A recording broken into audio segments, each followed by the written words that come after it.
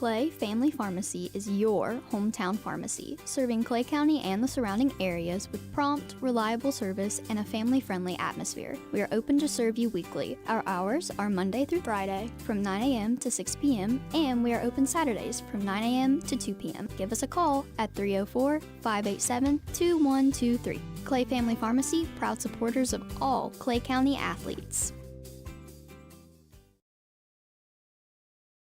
Geno's is spicing things up with 2 new specialty pizzas featuring our new hot honey sauce. Our hot honey pizza is topped with red pepper flakes, sliced Italian sausage, jalapenos, and onions. The sweet heat pizza features slices of Italian sausage, green peppers, and onions. Both are drizzled with our signature hot honey sauce. Hot honey, it brings the heat. Sweet heat, the perfect balance of spice and sweet. 2 bold new flavors, available for a limited time at Geno's Pizza and Spaghetti House. Hey, it's Tony Caridi. And Brad Howe. And we know you love hearing us break down every Mountaineer moment on the radio. But wouldn't it be better to live those moments instead of just hearing us yap about them? Debatable. But anyway, GoMart's teaming up with WVU to give away the ultimate Mountaineer experience. You can walk the man trip with the team, snag VIP tickets, plus GoMart and WVU gear. To enter, scan the QR code inside the store. Find full details at gomart.com. And Brad, where do you go? Well, tell GoMart we're coming, and they better stock up with the Reese's Peanut Butter Cups. Since 1961, Holcomb & Company Building Contractors, LLC, has been serving Clay County and the surrounding areas with the highest quality general and residential contracting. For all of your building and remodeling needs, Holcomb & Company is the place to go. Whatever your needs, we can help you out. Metal roofing, shingles, siding, plumbing, kitchens and baths, drywall, paint, trim, and more. We are licensed and insured. Call Brian or Dusty Holcomb at 304-651-7287 or 304-651-7288. Holcomb & Company Building Contractors, LLC, West Virginia license number 010581. Good luck to all the Clay County athletes.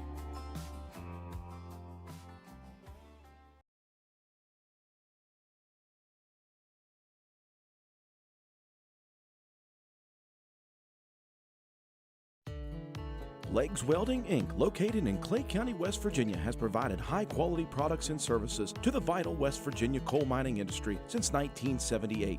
Specializing in custom underground mining equipment such as shuttle car bodies, scoops, booms, and components. Legs Welding is fully equipped and capable of performing a variety of your welding and manufacturing needs. We only use American-made steel, and we take pride in our solid, strong American craftsmanship. Legs Welding, Inc., 304-587-4335. Proud to support the students and athletes of Clay County.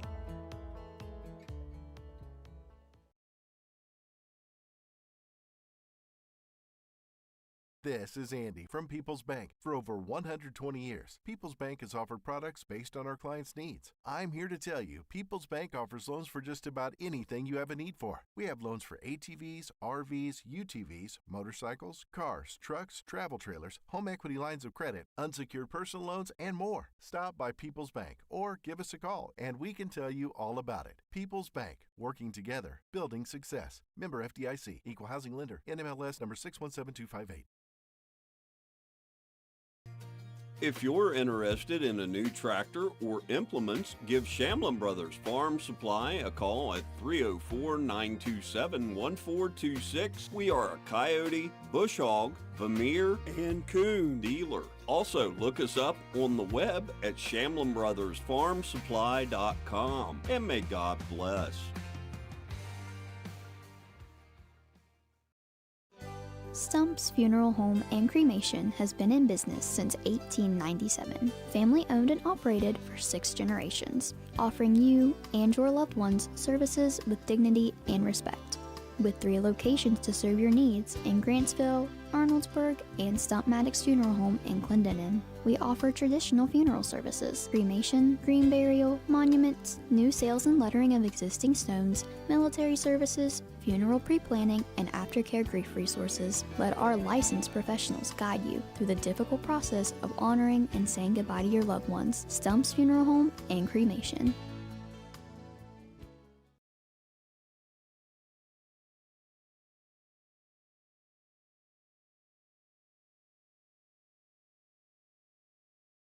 There's nothing quite like a homemade meal from Tudor's Biscuit World. We use real buttermilk to craft our delicious biscuits, one batch at a time, and serve them with our signature platters. Here, you'll taste the freshness in every bite. From our classic breakfast sandwiches to favorites like our breakfast wraps, every meal brings a taste of simpler times. Whether it's tailgating or an office event, let Tudor's do the cooking. Visit tudorscatering.com for all your catering needs.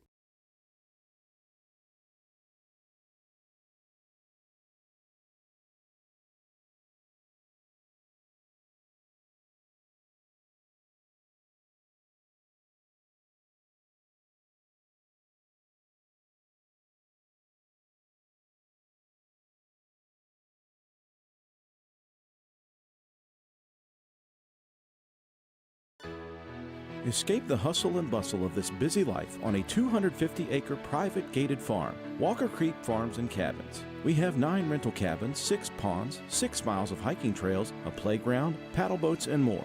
Each cabin has plenty of privacy with a hot tub at each cabin, a fire pit, grill, hammock and rocking chairs, and porch swings to relax and take it all in. Animal lovers will enjoy interacting with our small barn animals. We have sheep, goats, horses, and more. You can even collect your own eggs from our chicken coop and have an authentic down-on-the-farm breakfast back at your cabin. Walker Creek Farms and Cabins. You can find us on the web at walkercreekfarms.com and book or on Airbnb. Call 304-286-5200 or 304-421-4392 for any additional information.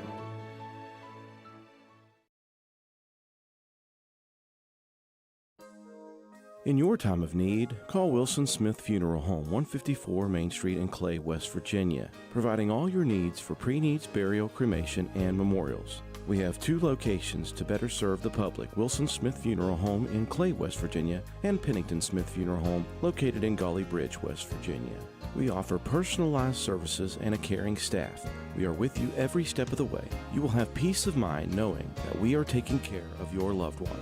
Call Wilson Smith Funeral Home, 154 Main Street in Clay, West Virginia at 304-587-4244 or Pennington Smith Funeral Home located at 331 Main Street, Gully Bridge, West Virginia at 304-632-2111. Basil W. Smith Jr., LIC owner. Tracy Osborne, office manager. Hunter Jones, apprentice. Staff members Greg Fitzwater, Bobby Joe Harmon, and Candy Dorsey.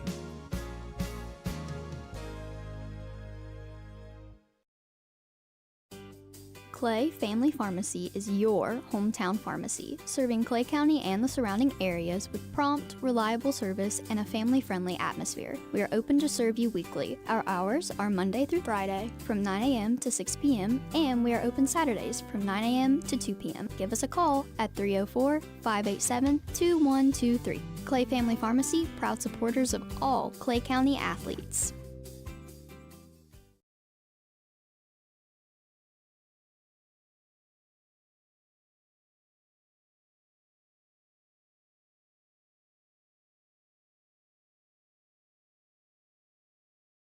Geno's is spicing things up with 2 new specialty pizzas featuring our new hot honey sauce. Our hot honey pizza is topped with red pepper flakes, sliced Italian sausage, jalapenos, and onions. The sweet heat pizza features slices of Italian sausage, green peppers, and onions. Both are drizzled with our signature hot honey sauce. Hot honey, it brings the heat. Sweet heat, the perfect balance of spice and sweet. 2 bold new flavors, available for a limited time at Geno's Pizza and Spaghetti House. Hey, it's Tony Caridi. And Brad Howe. And we know you love hearing us break down every Mountaineer moment on the radio. But wouldn't it be better to live those moments instead of just hearing us yap about them? Debatable. But anyway, Go-Mart's teaming up with WVU to give away the ultimate Mountaineer experience. You can walk the man trip with the team, snag VIP tickets, plus Go-Mart and WVU gear. To enter, scan the QR code inside the store. Find full details at gomart.com. And Brad, where you go? Well, tell Go-Mart we're coming, and they better stock up with the Reese's Peanut Butter Cups. Since 1961, Holcomb & Company Building Contractors, LLC, has been serving Clay County and the surrounding areas with the highest quality general and residential contracting. For For all of your building and remodeling needs, Holcomb & Company is the place to go. Whatever your needs, we can help you out. Metal roofing, shingles, siding, plumbing, kitchens and baths, drywall, paint, trim, and more. We are licensed and insured. Call Brian or Dusty Holcomb at 304-651-7287 or 304-651-7288. Holcomb & Company Building Contractors, LLC, West Virginia license number 010581. Good luck to all the Clay County athletes.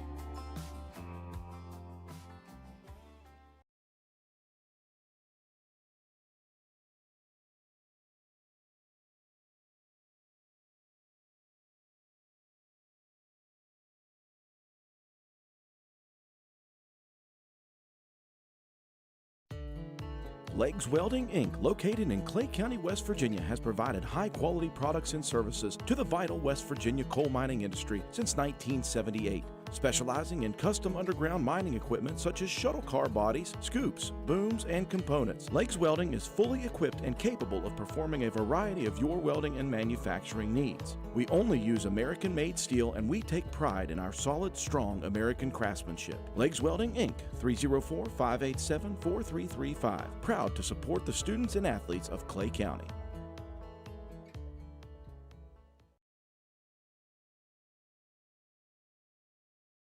This is Andy from People's Bank. For over 120 years, People's Bank has offered products based on our clients' needs. I'm here to tell you, People's Bank offers loans for just about anything you have a need for. We have loans for ATVs, RVs, UTVs, motorcycles, cars, trucks, travel trailers, home equity lines of credit, unsecured personal loans, and more. Stop by People's Bank or give us a call and we can tell you all about it. People's Bank, working together, building success. Member FDIC, Equal Housing Lender, NMLS number 617258.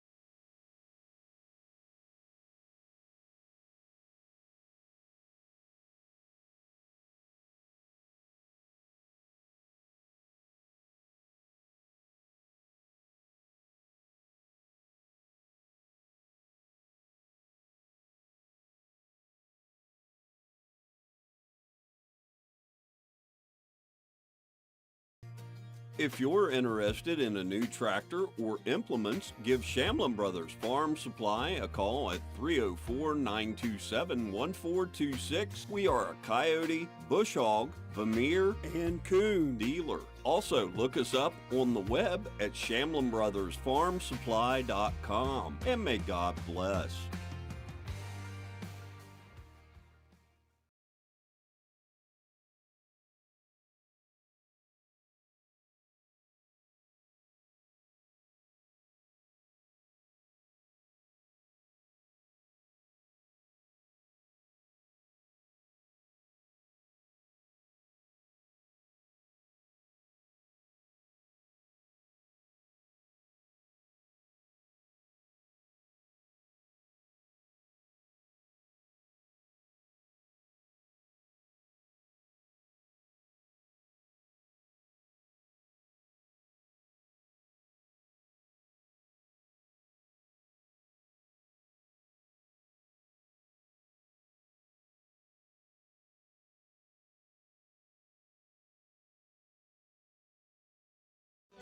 Stump's Funeral Home and Cremation has been in business since 1897. Family owned and operated for 6 generations, offering you and your loved ones services with dignity and respect.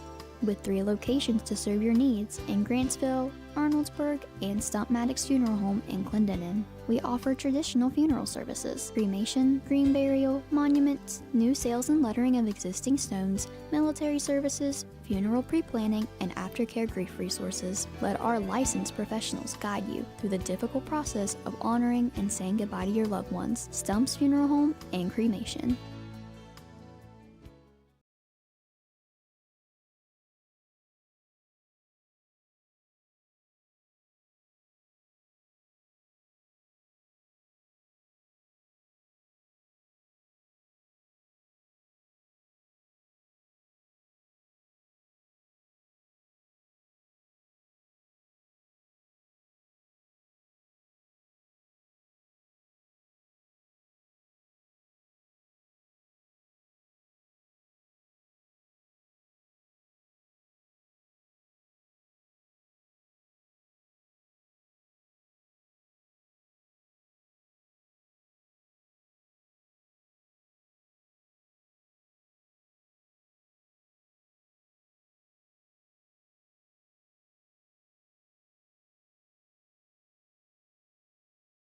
There's nothing quite like a homemade meal from Tudor's Biscuit World.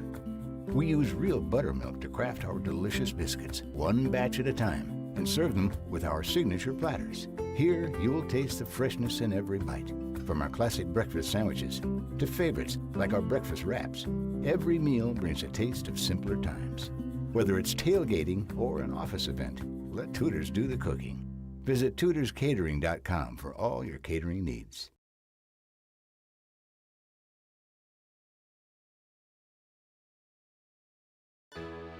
Escape the hustle and bustle of this busy life on a 250-acre private gated farm, Walker Creek Farms and Cabins. We have 9 rental cabins, 6 ponds, 6 miles of hiking trails, a playground, paddle boats, and more. Each cabin has plenty of privacy with a hot tub at each cabin, a fire pit, grill, hammock and rocking chairs, and porch swings to relax and take it all in. Animal lovers will enjoy interacting with our small barn animals. We have sheep, goats, horses, and more. You can even collect your own eggs from our chicken coop and have an authentic down-on-the-farm breakfast back at your cabin. Walker Creek Farms and Cabins. You can find us on the web at walkercreekfarms.com and book or on Airbnb. Call 304-286-5200 or 304-421-4392 for any additional information.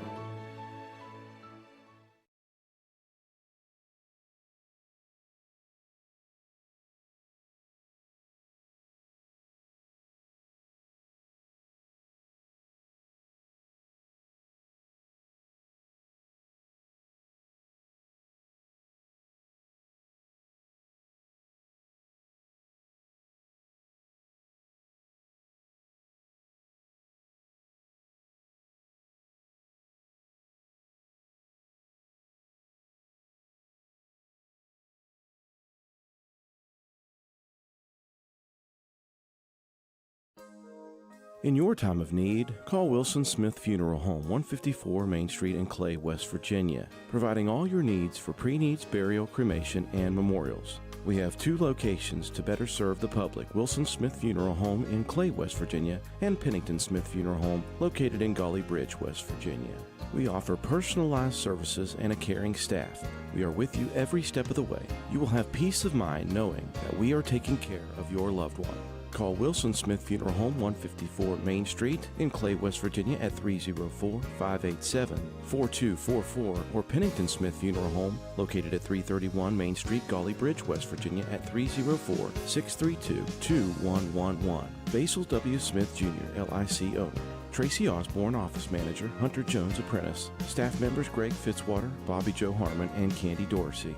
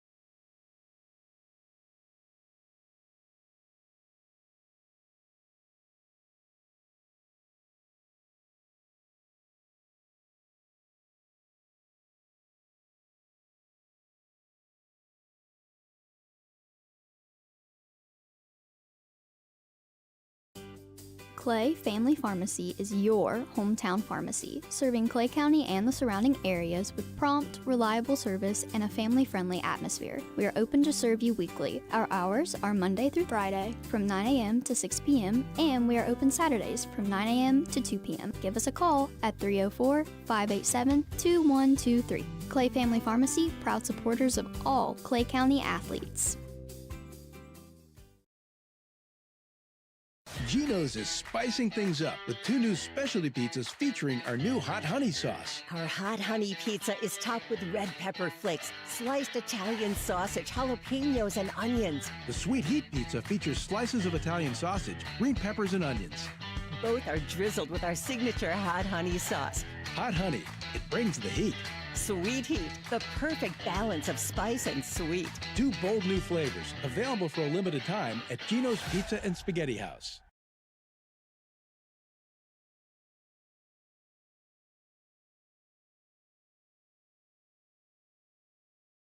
Hey, it's Tony Caridi. And Brad Howe. And we know you love hearing us break down every Mountaineer moment on the radio. But wouldn't it be better to live those moments instead of just hearing us yap about them?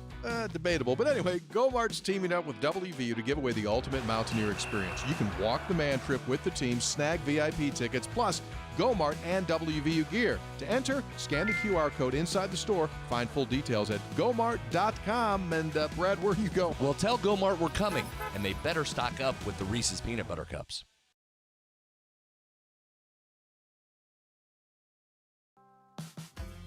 Since 1961, Holcomb & Company Building Contractors, LLC has been serving Clay County and the surrounding areas with the highest quality general and residential contracting. For all of your building and remodeling needs, Holcomb & Company is the place to go. Whatever your needs, we can help you out. Metal roofing, shingles, siding, plumbing, kitchens and baths, drywall, paint, trim, and more. We are licensed and insured. Call Brian or Dusty Holcomb at 304-651-7287 or 304-651-7288. Holcomb & Company Building Contractors, LLC, West Virginia license number 010581. Good luck to all the Clay County athletes.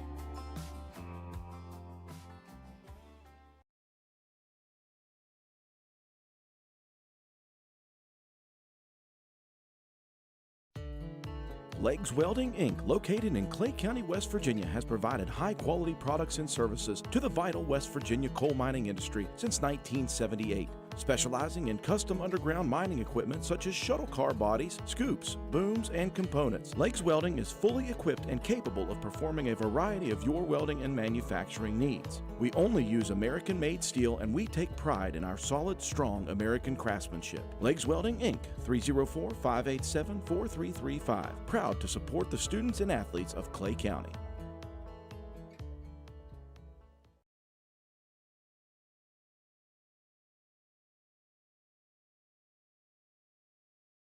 This is Andy from People's Bank. For over 120 years, People's Bank has offered products based on our clients' needs. I'm here to tell you, People's Bank offers loans for just about anything you have a need for. We have loans for ATVs, RVs, UTVs, motorcycles, cars, trucks, travel trailers, home equity lines of credit, unsecured personal loans, and more. Stop by People's Bank or give us a call and we can tell you all about it. People's Bank, working together, building success. Member FDIC, Equal Housing Lender, NMLS number 617258.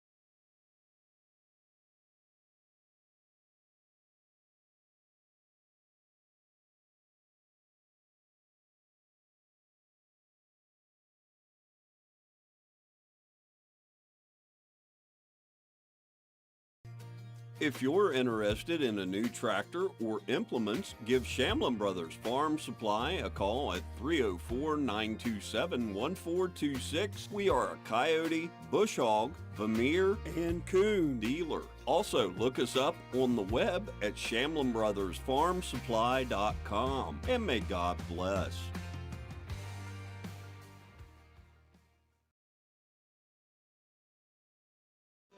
Stump's Funeral Home and Cremation has been in business since 1897. Family owned and operated for 6 generations, offering you and your loved ones services with dignity and respect.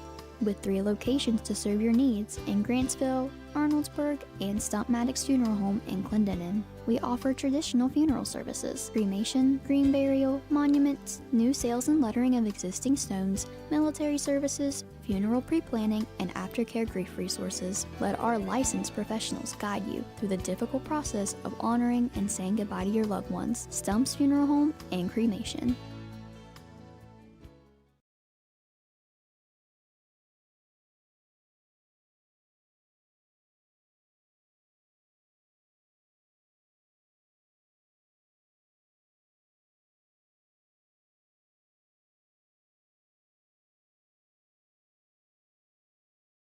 There's nothing quite like a homemade meal from Tudor's Biscuit World. We use real buttermilk to craft our delicious biscuits, one batch at a time, and serve them with our signature platters. Here, you'll taste the freshness in every bite. From our classic breakfast sandwiches to favorites like our breakfast wraps, every meal brings a taste of simpler times. Whether it's tailgating or an office event, let Tudor's do the cooking. Visit tudorscatering.com for all your catering needs.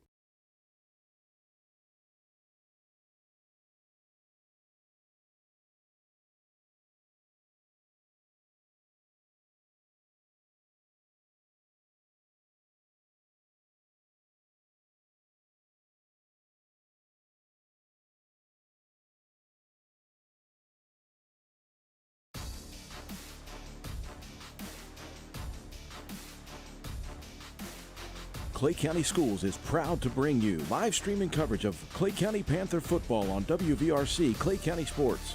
Clay County Panther football is also brought to you by these community sponsors: Clay Family Pharmacy, Walker Creek Farms and Cabins, Tudor's Biscuit World, Gino's Pizza and Spaghetti House, Stump Funeral Home and Cremation Services, Inc., Legs Welding, People's Bank, Shamlin Brothers Farm Supply, Holcomb & Company LLC Building Contractors, Go-Mart, and your Player of the Game Award brought to you by Clay County Schools. Now we take you up to the press box for live streaming coverage of Panther football with Alan Tanner, Dylan Vaughn, and the rest of the WVRC Clay County Sports crew.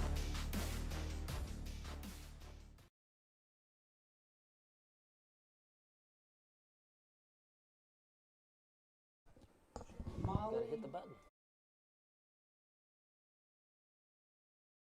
McCord. Good evening, everybody. Welcome to Bradley Field here at Clay County High School. We are live here as the Panthers are preparing to play another Friday night football game against the Red Devils of Ravenswood High School. And as we get started here, we want to recognize some of the students that you're seeing on your screen right now are students of Clay County Schools, Clay Elementary and Big Otter Elementary School, and are being recognized for their performance on the General Summative Assessment. So we're going to play that here in just a minute as I bring in my partner, Dylan Vaughn. Dill, we'll get to the introductions here in a minute, but what do you say we listen to these kids and their introduction? Absolutely. Sounds good to me, buddy. They worked hard for this. As you're seeing them here come across the field. For Clay Elementary. And those are Big Otter students that you just unfortunately can't see real close on your screen. Sierra Becker, Charlotte Belt, Cooper Bird, Graceland Davis, Riley Deal, Jackson Foster, Everly Hirschman, Emmett Housenet, Nevaeh Jones, Carly Keffer, Easton Leftwich, Evan Means, Kayla Miller, Paisley Morton, Christopher Mullins, Lindsay Nichols, Zaire Nichols, Avery Nottingham, Finley Nutter, Serenity Pauley, Bronson Peck, Steve Withrow, and Presley Woods. Let's give these kids a There they are, folks. Those are your round of general applause. summative assessment. What do we call that deal? Proficiency scores or scored proficient? They exceeded standards, Al, on Exceeded the general summative assessment, standards. which you have does not meet standard, partially meets standard, meets standard, and then exceeds standard is the top one you can get. And these are the students that either exceeded in math or ELA on that assessment. So Al. they're above the meet standard, exceed standard. So that's pretty impressive. Those are students from 3rd, 4th, and 5th grade from Big Otter and Clay Elementary. And Dill, we have something a little special. I know you're excited about this for sure, and I was too. But you're going to see it on your screen right here for folks watching at home. How about a little general summative assessment quiz tonight in honor of our general summative assessment exceed standard scores? There it is. That's the you folks at home can read that question there, and you're going to wonder, I don't know if I could get that right or not. If you think you know it, put the answer in the chat. But if you're not sure, don't put it in the chat. Exactly. Because you might not get it right. But these students out there on the field for sure would get this one right. Yes, that could come straight from one of those assessments. We pulled this straight from the old internet, and it is aligned with the standard. So, Al, do you want to read it just in case it might be small on a screen somewhere? It says Sarah walked 3/4 of a mile on Saturday, 2/3 of a mile on Saturday, correction, and 3/4 of a mile on Sunday. How many miles did she walk in all? And your choices are A, 5/7, B, 17/12, C, 13/12, or D, 1/2 mile. And Al, as a math mind, you know we're looking for those math key terms. What are we looking for there? In all at the end. So when we see in all, what do? We add. Yep. We add. Of course, those teachers that those students have, I'm sure, will tell those students that. And also, you're dealing with fractions. That's right. My kids in math love fractions, and we know that you have to have that common denominator. Absolutely. So, folks at home, there you have it. There's your GSA question of the day for our general summative assessment winners, and maybe we'll get a chance to talk to some of those kid or two that was out there, and I'm sure they can answer this question. I might just have to bring it up tomorrow. If we don't get many responses, we'll bring it up tomorrow or Monday during class. Yep, I think that would be a great idea. And as a teacher of the high school, I might bring it up myself. Never hurts. No. In math class at the high school. Yep. So there you have it. Well, folks, the band is getting ready to come out onto the field. We're getting warmed up. We wanted to go live just a little bit early so that we could see those kids, and hopefully you were able to hear their names and can recognize them. And if you have family out there, please tell them congratulations from WVRC. Now, we know we broadcast sports a lot of the times, but academics always comes first. And what was we always told, Dale? You're a student athlete. There's a reason student comes first, because you've got to perform well in the classroom before you can perform on the athletic field. And those students definitely did so on the general summative assessment. So, all right, I'll tell you what, let's take a quick break, and we'll give folks a chance to comment on the screen there. If you know the answer, let us know what it is, and we will make sure to read those as well. And when we come back, we'll get you set for this ball game between the Panthers and the Red Devils of Ravenswood High School. This is WVRC Clay County Sports. In your time of need, call Wilson Smith Funeral Home, 154 Main Street in Clay, West Virginia, providing all your needs for pre-needs, burial, cremation, and memorials. We have 2 locations to better serve the public: Wilson Smith Funeral Home in Clay, West Virginia, and Pennington Smith Funeral Home located in Gully Bridge, West Virginia. We offer personalized services and a caring staff. We are with you every step of the way. You will have peace of mind knowing that we are taking care of your loved one. Call Wilson Smith Funeral Home, 154 Main Street in Clay, West Virginia at 304-587-4244, or Pennington Smith Funeral Home located at 331 Main Street, Gully Bridge, West Virginia at 304-632-2111. Basil W. Smith Jr., LIC owner. Tracy Osborne, office manager. Hunter Jones, apprentice. Staff members Greg Fitzwater, Bobby Joe Harmon, and Candy Dorsey.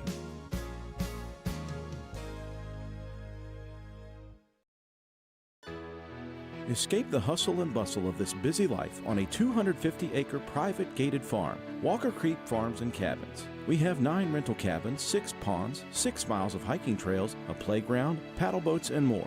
Each cabin has plenty of privacy with a hot tub at each cabin, a fire pit, grill, hammock and rocking chairs, and porch swings to relax and take it all in. Animal lovers will enjoy interacting with our small barn animals. We have sheep, goats, horses, and more. You can even collect your own eggs from our chicken coop and have an authentic down-on-the-farm breakfast back at your cabin. Walker Creek Farms and Cabins. You can find us on the web at walkercreekfarms.com and book, or on Airbnb. Call 304-286-5200 or 304-421-4392 for any additional information.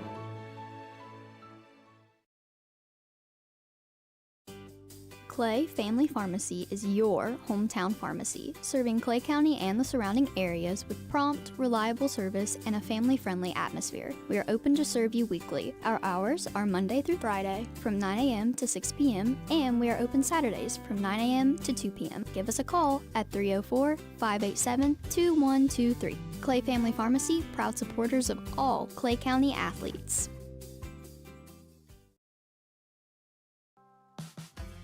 Since 1961, Holcomb & Company Building Contractors, LLC has been serving Clay County and the surrounding areas with the highest quality general and residential contracting. For all of your building and remodeling needs, Holcomb & Company is the place to go. Whatever your needs, we can help you out. Metal roofing, shingles, siding, plumbing, kitchens and baths, drywall, paint, trim, and more. We are licensed and insured. Call Brian or Dusty Holcomb at 304-651-7287 or 304-651-7288. Holcomb & Company Building Contractors, LLC, West Virginia license number 010581. Good luck to all the Clay County athletes.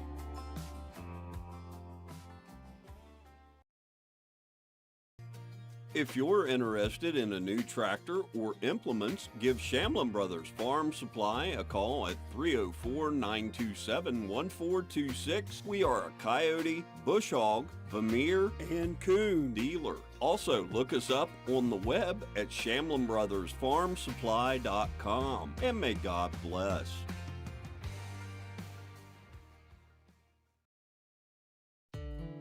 Legs Welding, Inc., located in Clay County, West Virginia, has provided high-quality products and services to the vital West Virginia coal mining industry since 1978, specializing in custom underground mining equipment such as shuttle car bodies, scoops, booms, and components. Legs Welding is fully equipped and capable of performing a variety of your welding and manufacturing needs. We only use American-made steel, and we take pride in our solid, strong American craftsmanship. Legs Welding, Inc., 304-587-4335. Proud to support the students and athletes of Clay County.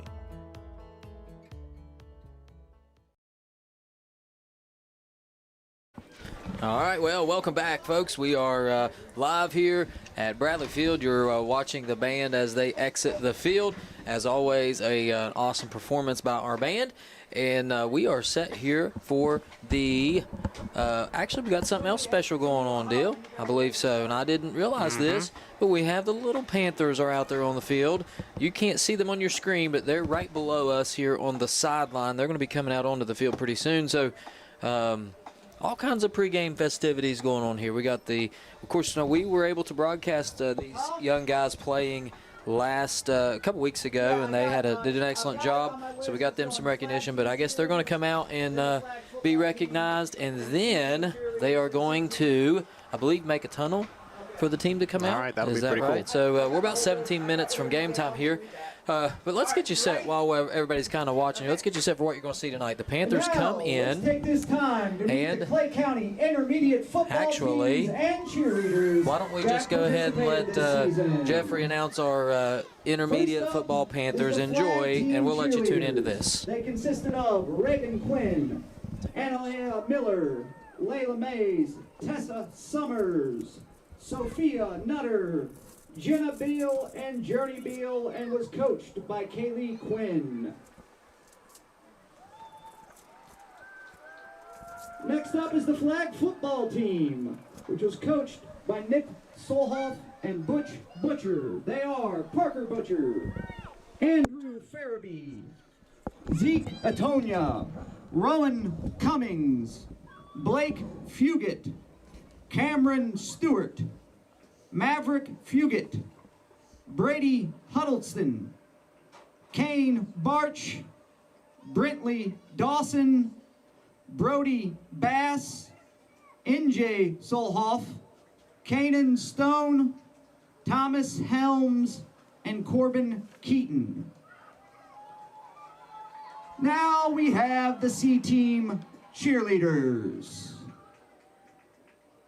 First up, Carson Helms, Adalyn Cantrell, Scarlett Barch, Thea Edker, Zoe Edker, Everly Rifle, Gracie Hamilton, Riley Compton, Carissa Summers, Amelia Odell, and Leah Blake. The coaches were Shoshana Quinn and Shay Edgar. Now we have the Clay C-Team football, coached by Alan King, Brandon Rucker, Jackson Gross, Billy Gross, and Austin Quinn. Parker Quinn, Waylon Rucker, Luke Truman, Rogan Hudson, Tyson Peck, Eli Deal, Fenton Mollahan, Jackson Young, Isaiah King, James Neal, Carson Miller, Hayden Poussette, Gannon Burdette, Jamison Cantrell, and Connor Keaton. Now we have B-Team cheer. Ryan Poussette, Gracelyn Davis, Nova Farabee, Avery Compton, Addison Odell, Olivia Truman, and they were coached by Alicia Davis. Now we have the B-Team football, coached by Amy Nichols, Leslie Osborne, Derek Nutter, Steve Housenecht, Lucas Ramsey, and Tyler Carruthers.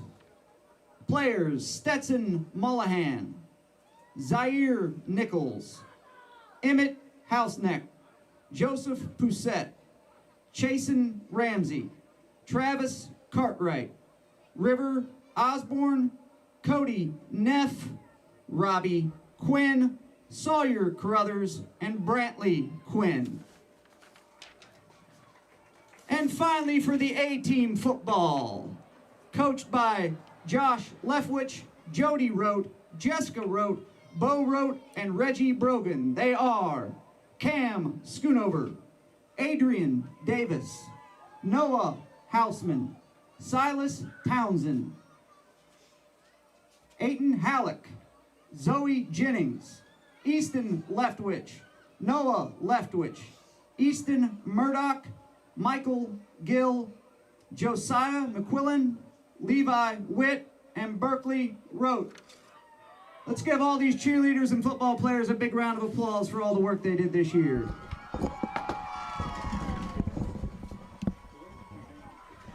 And there you have it. Deal all those players. Of course, we saw those kids a lot when we were able to broadcast their game, and they the future looks bright for the Panthers. Yeah, and I didn't hear every name during the GSA announcement, but I would assume a lot of those were crossover from football and GSA assessment. Yep. So kids doing awesome stuff. Kids definitely doing awesome stuff. So, tell you what, we are about 13 minutes from kickoff. Let's get set for this game because this is a big game for the Panthers. Of course, Panthers come in, and we're going to put on your screen the rankings now for the SSAC. These are your current updated playoff standings in Class AA. You're going to see the Panthers there coming in at 11th at 5-3, and that's a pretty good standing right there. They're playing Ravenswood, who is not on the screen tonight. Ravenswood does come in without a win, and this late in the season can be a little scary because you never know what you're going to see with a team that really is out of the playoff field at this point. They don't have anything to lose on the road. Going to come in and make a splash. So we got to be ready to play here. But you're going to see where the Panthers stand. They're 5-3. So we got 2 games remaining. This one, and then we're off next week. Then we got Braxton to finish the season. So this is a big one. If we can win this, we set ourselves up nicely to have a home game against Braxton County to see where we fall in the playoff standings. And you're going to see some familiar teams on that list, teams that we have played. Looking down through there myself, I see Midland Trail is now sitting at 7th, Roane County at 8th. They continue to win. Logan at 9th, so 7, 8, 9 we've all seen.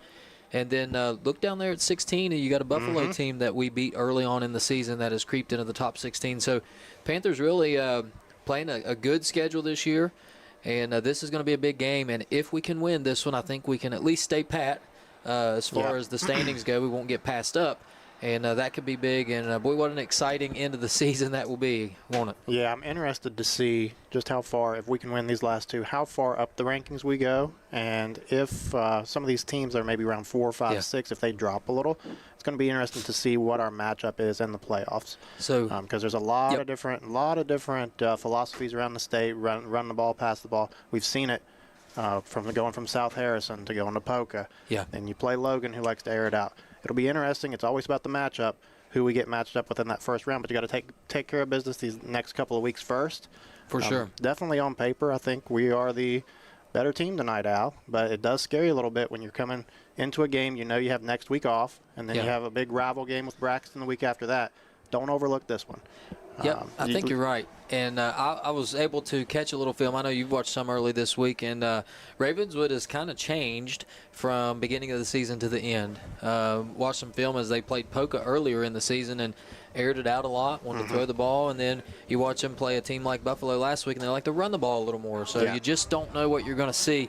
And when you come in 0-8, these kids aren't here to lose. They didn't make the trip just so they could to lay down and not give it a game. And so this is going to be an interesting battle. You're going to see a team that's going to give everything. You may very well see a team that runs some trick plays or does some things that's a little bit unlike what you might see from in a normal Friday night game. And so how these Panthers handle it will be an interesting task for them tonight. So I'm excited. I think everybody will be, and I think if we can get out to an early lead, you're going to have some space to make some plays and do some things as far as the Panthers go. You're right, Al. I think on the Ravenswood end, you're going to see a lot of quarterback number 3, Owen Curtis. He's going to throw the ball and run the ball a little bit. He's probably their best athlete. He has 297 yards passing and 2 touchdowns on the season, which it doesn't scream passing team because they're really not. Yeah. They're going to keep the ball on the ground. He does have 87 carries for 333 yards and 3 touchdowns, so he's going to run the rock a lot, Al. And the name we're going to call a lot tonight, number 42, Ralphie Rhodes. Ralphie Rhodes. He has 88 carries, 298 yards, and 2 touchdowns this season. And he seems to be their bell cow coming into the last couple weeks. I think we're going to call his name a lot. The key tonight, Al, Ravenswood is very content getting 3 yards, 3 yards, 3 yards, then on 4th down going for a quarterback sneak and picking up that 1st down. So we talked about it during South Harrison. If you can win 1st and 2nd down, get them into a passing scenario where it's 3rd and long, they're going to be uncomfortable, and I think that is the key to success tonight for sure. Defensive linebackers have to step up and make the plays in the backfield, and I think we'll come out of here with a win. Yeah, I think you're right. And when I was watching the team warm up down there, Ravenswood, that is, 42's a big boy. He's listed at 5'11", 185, but that must be every bit of weight room 185 for sure. He is a big, strong kid, and he's going to run right at you. And so you're right. And then you mentioned Owen Curtis, a pretty big kid too, and can move out there for sure. So I think you're right. I think that's what you're going to see for the Panthers. We were kind of looking over the season and kind of what's happened here. I think it's going to be a formula that you got to get the ball into the hands of your playmakers and let them do the work. And when that happens, seems like the defense plays better. Seems like the special teams plays better. Everything comes together. When that offense struggles to get going, it kind of puts a little more pressure on everybody else. And it's the same kids, but they put a little more pressure on themselves going out playing defense. And that's when we get in a little trouble and can't really find a rhythm. So hopefully we'll be able to do that tonight. So what we'll do here now is let's go ahead, and as the Panthers are getting ready to come out onto the field here, it's going to be really hard to see on your screen. We're going to introduce the Panthers here, and let's meet your starters for the Panthers before we take a break and get set for kickoff. So how about it for your Panther starters?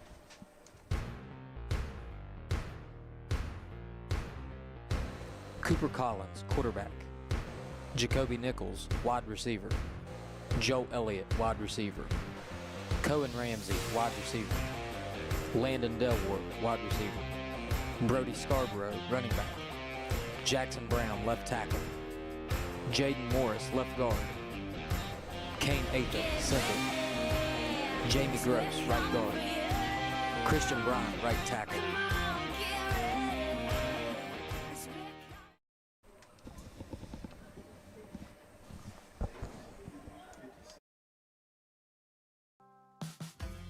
Since 1961, Holcomb & Company Building Contractors, LLC has been serving Clay County and the surrounding areas with the highest quality general and residential contracting. For all of your building and remodeling needs, Holcomb & Company is the place to go. Whatever your needs, we can help you out. Metal roofing, shingles, siding, plumbing, kitchens and baths, drywall, paint, trim, and more. We are licensed and insured. Call Brian or Dusty Holcomb at 304-651-7287 or 304-651-7288. Holcomb & Company Building Contractors, LLC, West Virginia license number 010581. Good luck to all the Clay County athletes.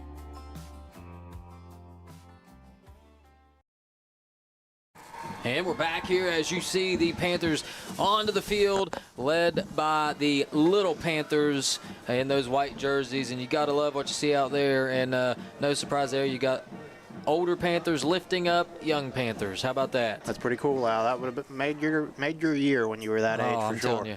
I felt a little special growing up. I got a chance for a game or two to be a water boy for the Panthers. Yeah. And I thought I would have rather have met a Panther than any professional football player out there at that age. So really cool to see this staff that continues to do things with the young kids. And you got to love that. It's more not just about winning tonight, but it's about setting a good example for the young kids. And that's something we've talked about it the last few weeks, actually. Everything this coaching staff does, Coach Nichols always weaves in things for the younger groups and the younger kids and sets that example. And that's really how you build a program. Yes, and, for sure. More than just 1 or 2 good seasons as a program. And I think that's evidenced by Coach Nichols' record as a football coach. Well above 500 and does just an incredible job there. So awesome to see that for the Panthers. And now, Dale, something interesting before we go to kickoff. We've still got about 4 minutes left. We were setting up here, and I want to tell the fans this, some interesting things happening in the record books for the Panthers. And I'm not sure if the kids are aware of this. Probably not. But we'll make fans aware of it here. So we try to do a good job. The Athletic Hall of Fame and some of the members, and especially Trey Corwell, and a lot of you know who Trey Corwell is, does a lot of good work for athletics. He keeps the stat book updated and the history books updated, as well as the Panthers captains will come out onto the field for the coin toss, and we'll keep an eye on who's going to receive the opening kickoff. But we got some Panthers that are approaching some records here. We'll start with Jacoby Nichols and Joe Elliott, both, who we talk about every single week. As far as career receiving touchdowns, the record right now is 32. And I think this was one of our trivia questions early in the year. B.J. Williams holds that record right now with 32 touchdowns in his career, receiving touchdowns, that is. And don't blink, but Jacoby Nichols is now at 29, 3 short of the record. And, of course, with this game plus another game to go, wouldn't surprise me if he's able to surpass that. And then in fourth, just below Jacoby, in second, is Joe Elliott with 22. So he is a mere 10 behind. And remember, Joel's just a sophomore. So don't be surprised if we see some movement there in the records. Also, career passing yards, and this was an interesting one. Cooper Collins has now moved into the top 10 in career passing. And I will say this. Cooper basically this is his first year as Coach Payton gets ready to go up to the top there. Good luck, Coach. This is it, really. I think he may have had 10 passing yards in his freshman year. So quickly, Cooper is approaching a high-up status there. He's right now has 1,916 yards in his career, and he is sitting I think right at 10th, actually. No, correction, 8th. He's at 8th right now.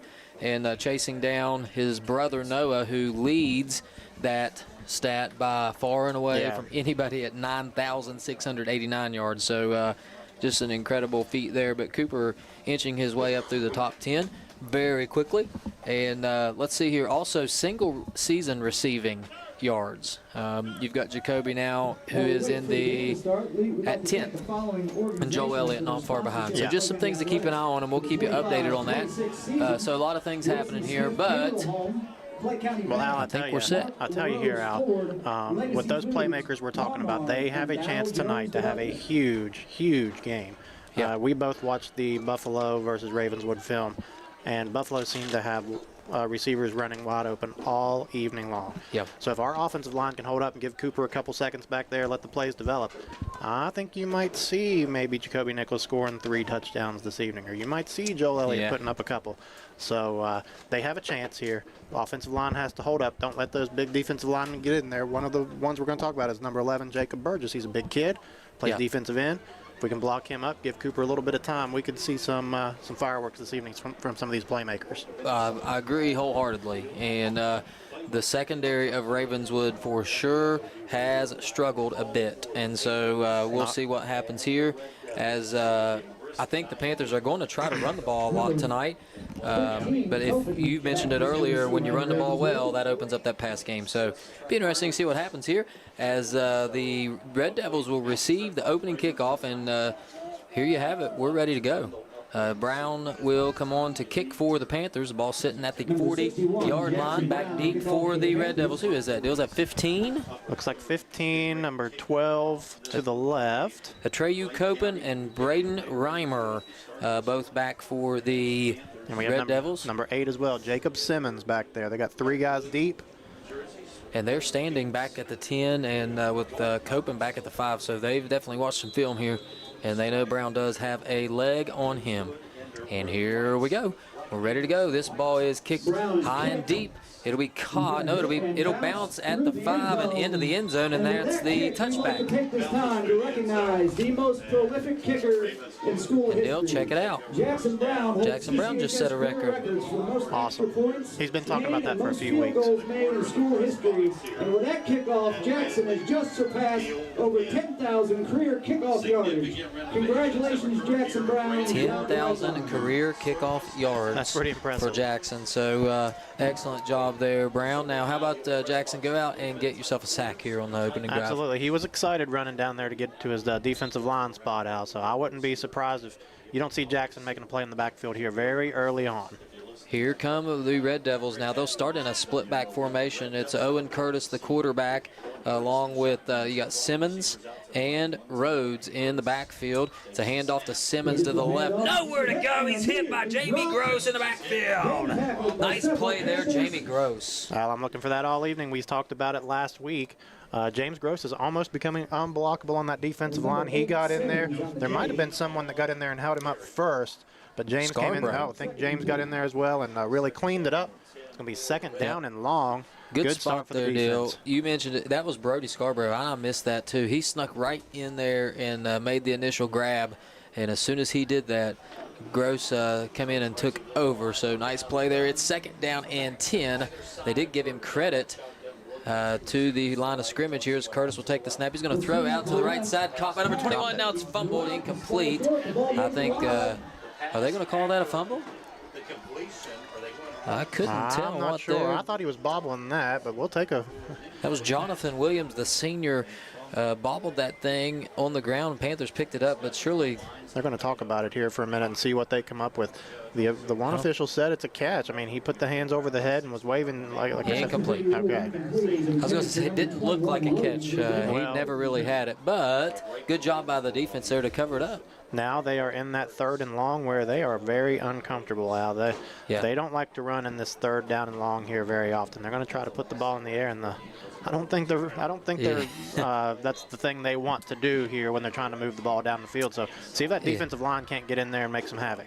When you're right, when you're struggling to move the ball, you never want to find yourself in a situation where you almost have to pass. So we'll see what happens here. Curtis, the quarterback, will take the snap. He'll just hand it off to the left to Rhodes. Nowhere to go, and he's hit and taken down by Ramsey, number 13. Good job there by Cohen, and he's helped by a host of Panthers. I saw Nick Williams out there, maybe some others, and it's going to be fourth down, and I believe we'll see a punt here. And I think that's right. And, Dale, something to mention here tonight, too. I didn't get a chance to mention before this fourth down play. We're down a player tonight in Kane Atha. Unfortunate situation there last Friday night, and Kane is ineligible to play tonight, so we're going to miss him for sure. Yeah. Really, if you had that one to do over, you'd like to see that one play out a little different, but Per the rules, he's out tonight, but he'll be back in action in our next game. The punt now is nearly blocked, and I wanted to mention that as it's going to bounce at the 50, and Elliott's going to let it bounce.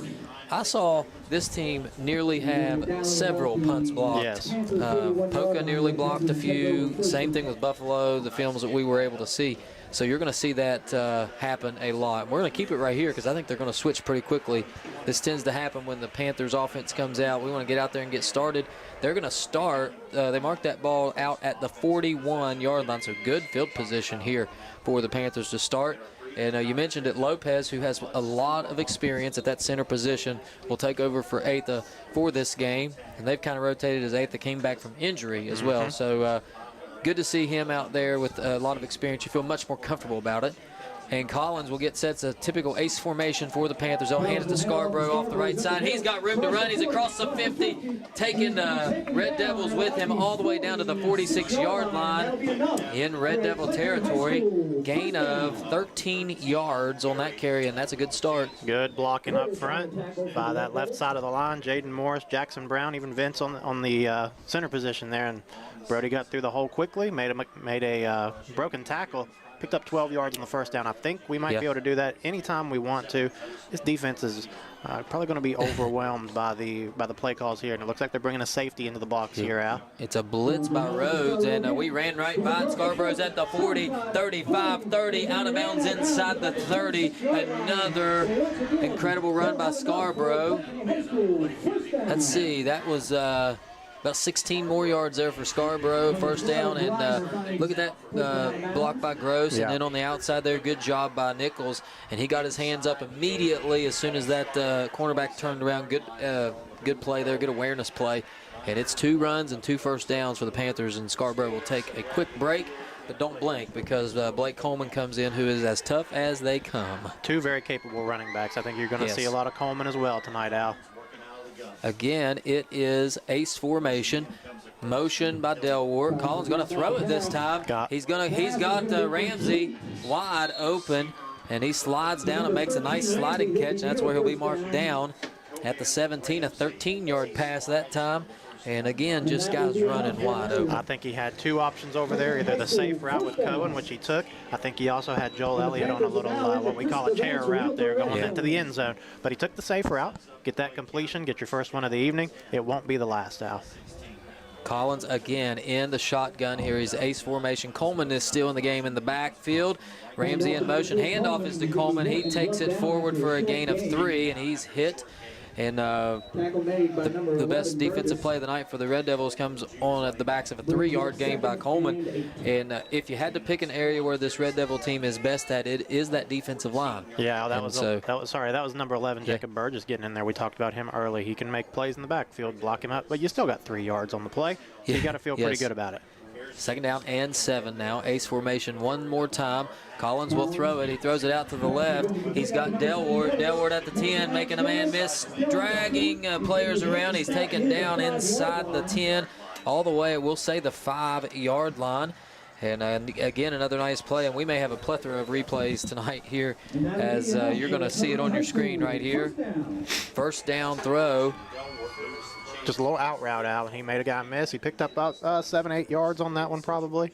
Yep, and it was Jacob Simmons over there on the tackle, but lucky to get him down as he just barely drug him down. And so it is first down and goal for the Panthers here already inside the 10. Collins in the quarterback. It's empty this time. He'll hand it to the motion man, Nichols. Nichols has got room to run. Now he'll dodge one tackler. He's still on his feet. He's in. Touchdown, Jacoby Nichols. Panthers lead 6-0. And you're going to see it right here as Nichols came in motion from the left and really just strung it out nicely. And that's not a tip pass, so that's going to go down as a rushing play touchdown. Right out. So that'll be a rushing touchdown for Jacoby. Nice play there, and it looks like Jackson's going to come out here for an extra point. 5-yard rushing touchdown, so that does not get him any closer on the career receiving touchdown list. But who cares at this point? Absolutely. It's 6-0. Score of the game. And a little early movement there before the snap, I believe. They may call that on us. I don't know. Nope, it's going to be on the defense. I think they maybe drew us into moving there. So we will, I imagine we'll still kick this thing. But a lot of times when you move it up half the distance, it makes it real easy to go for it here. Very enticing. You're a yard closer, but I do believe we're going to put the extra point through here, Al. Yeah, we're just going to decline this thing and make it a little easier to kick. Sometimes it's not as easy to kick when you're so close. Brown, maybe. Here. Luke Scarborough running on late. Maybe a right side blocker over there. Yeah. Scarborough comes on for the Panthers. 8:04 to go. It's 6-0 early here as Delwart will snap to Elliott, who will hold for Brown. The snap is good. The hold's good. The kick is good. It's 7-0. Panthers lead. Let's take a quick break, and we'll be right back. You're watching Panther football on WVRC, Clay County Sports.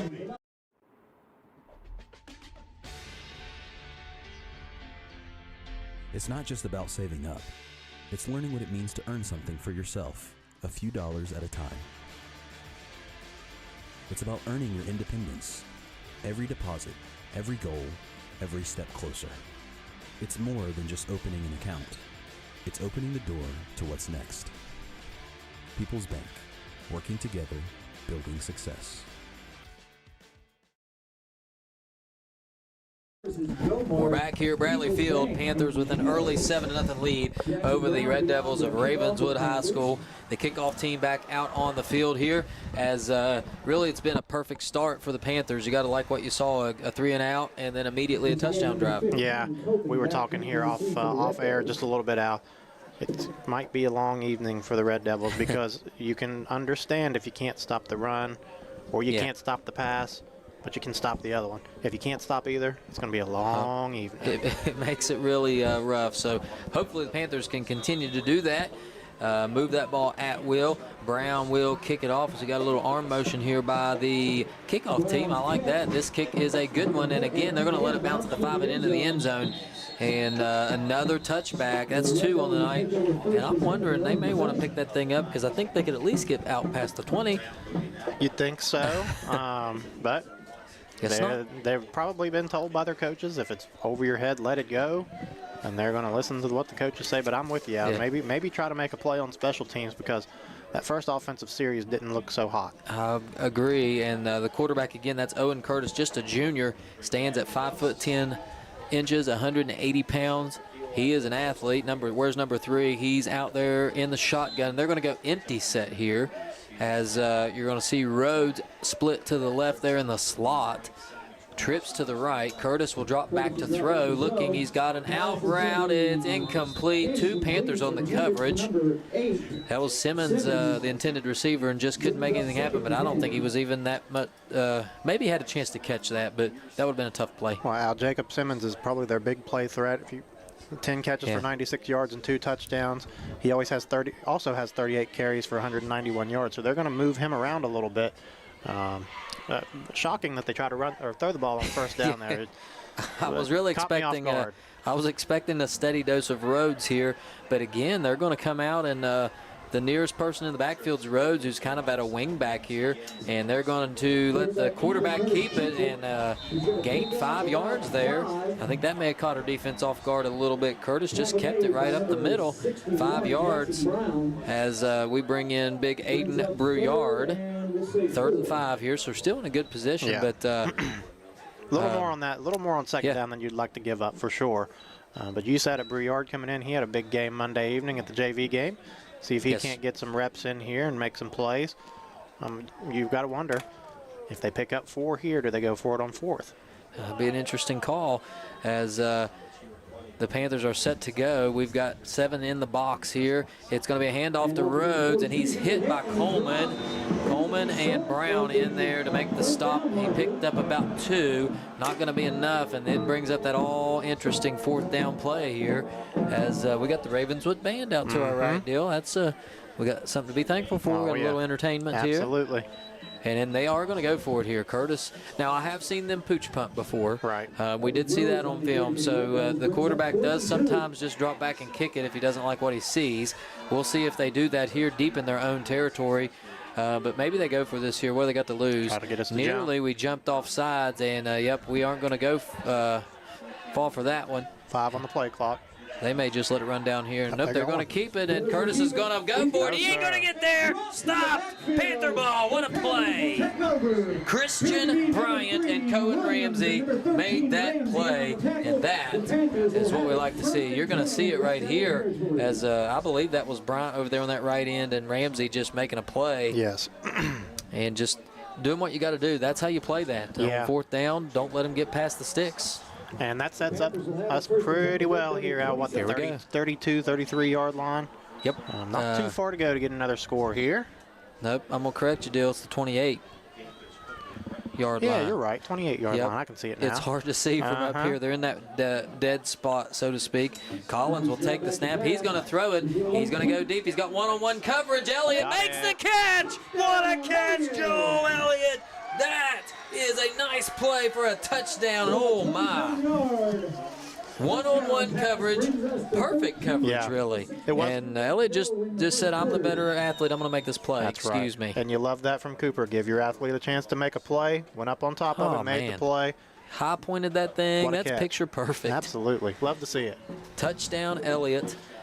Panthers lead 13-0. Brown onto the field now for the extra point, and with 6:22 to go on a very chilly, cold night, we may have even reached the dew point, Deal. I'd say we probably have. This one's good. And that is a good start to this quarter. It's 14-0. We'll take a break, and we'll be right back. This is Panther football on WVRC, Clay County Sports. Hey, it's Tony Caridi. And Brad Howe. And we know you love hearing us break down every Mountaineer moment on the radio. But wouldn't it be better to live those moments instead of just hearing us yap about them? Debatable. But anyway, Go-Mart's teaming up with WVU to give away the ultimate Mountaineer experience. You can walk the man trip with the team, snag VIP tickets, plus Go-Mart and WVU gear. To enter, scan the QR code inside the store. Find full details at gomart.com. And Brad, where you go? Well, tell Go-Mart we're coming, and they better stock up with the Reese's Peanut Butter Cups.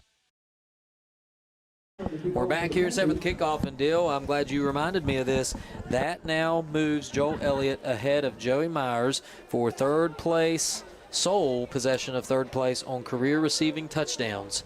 So he's in good company there. You got Joey Myers, Jacoby Nichols, B.J. Williams all up there. Logan Vance is in there as well in the top five, and Joel just continuing to impress. And it doesn't, not to say anything bad about those other players, but that really says more about what Elliott's been able to do, because those are some athletes on that list.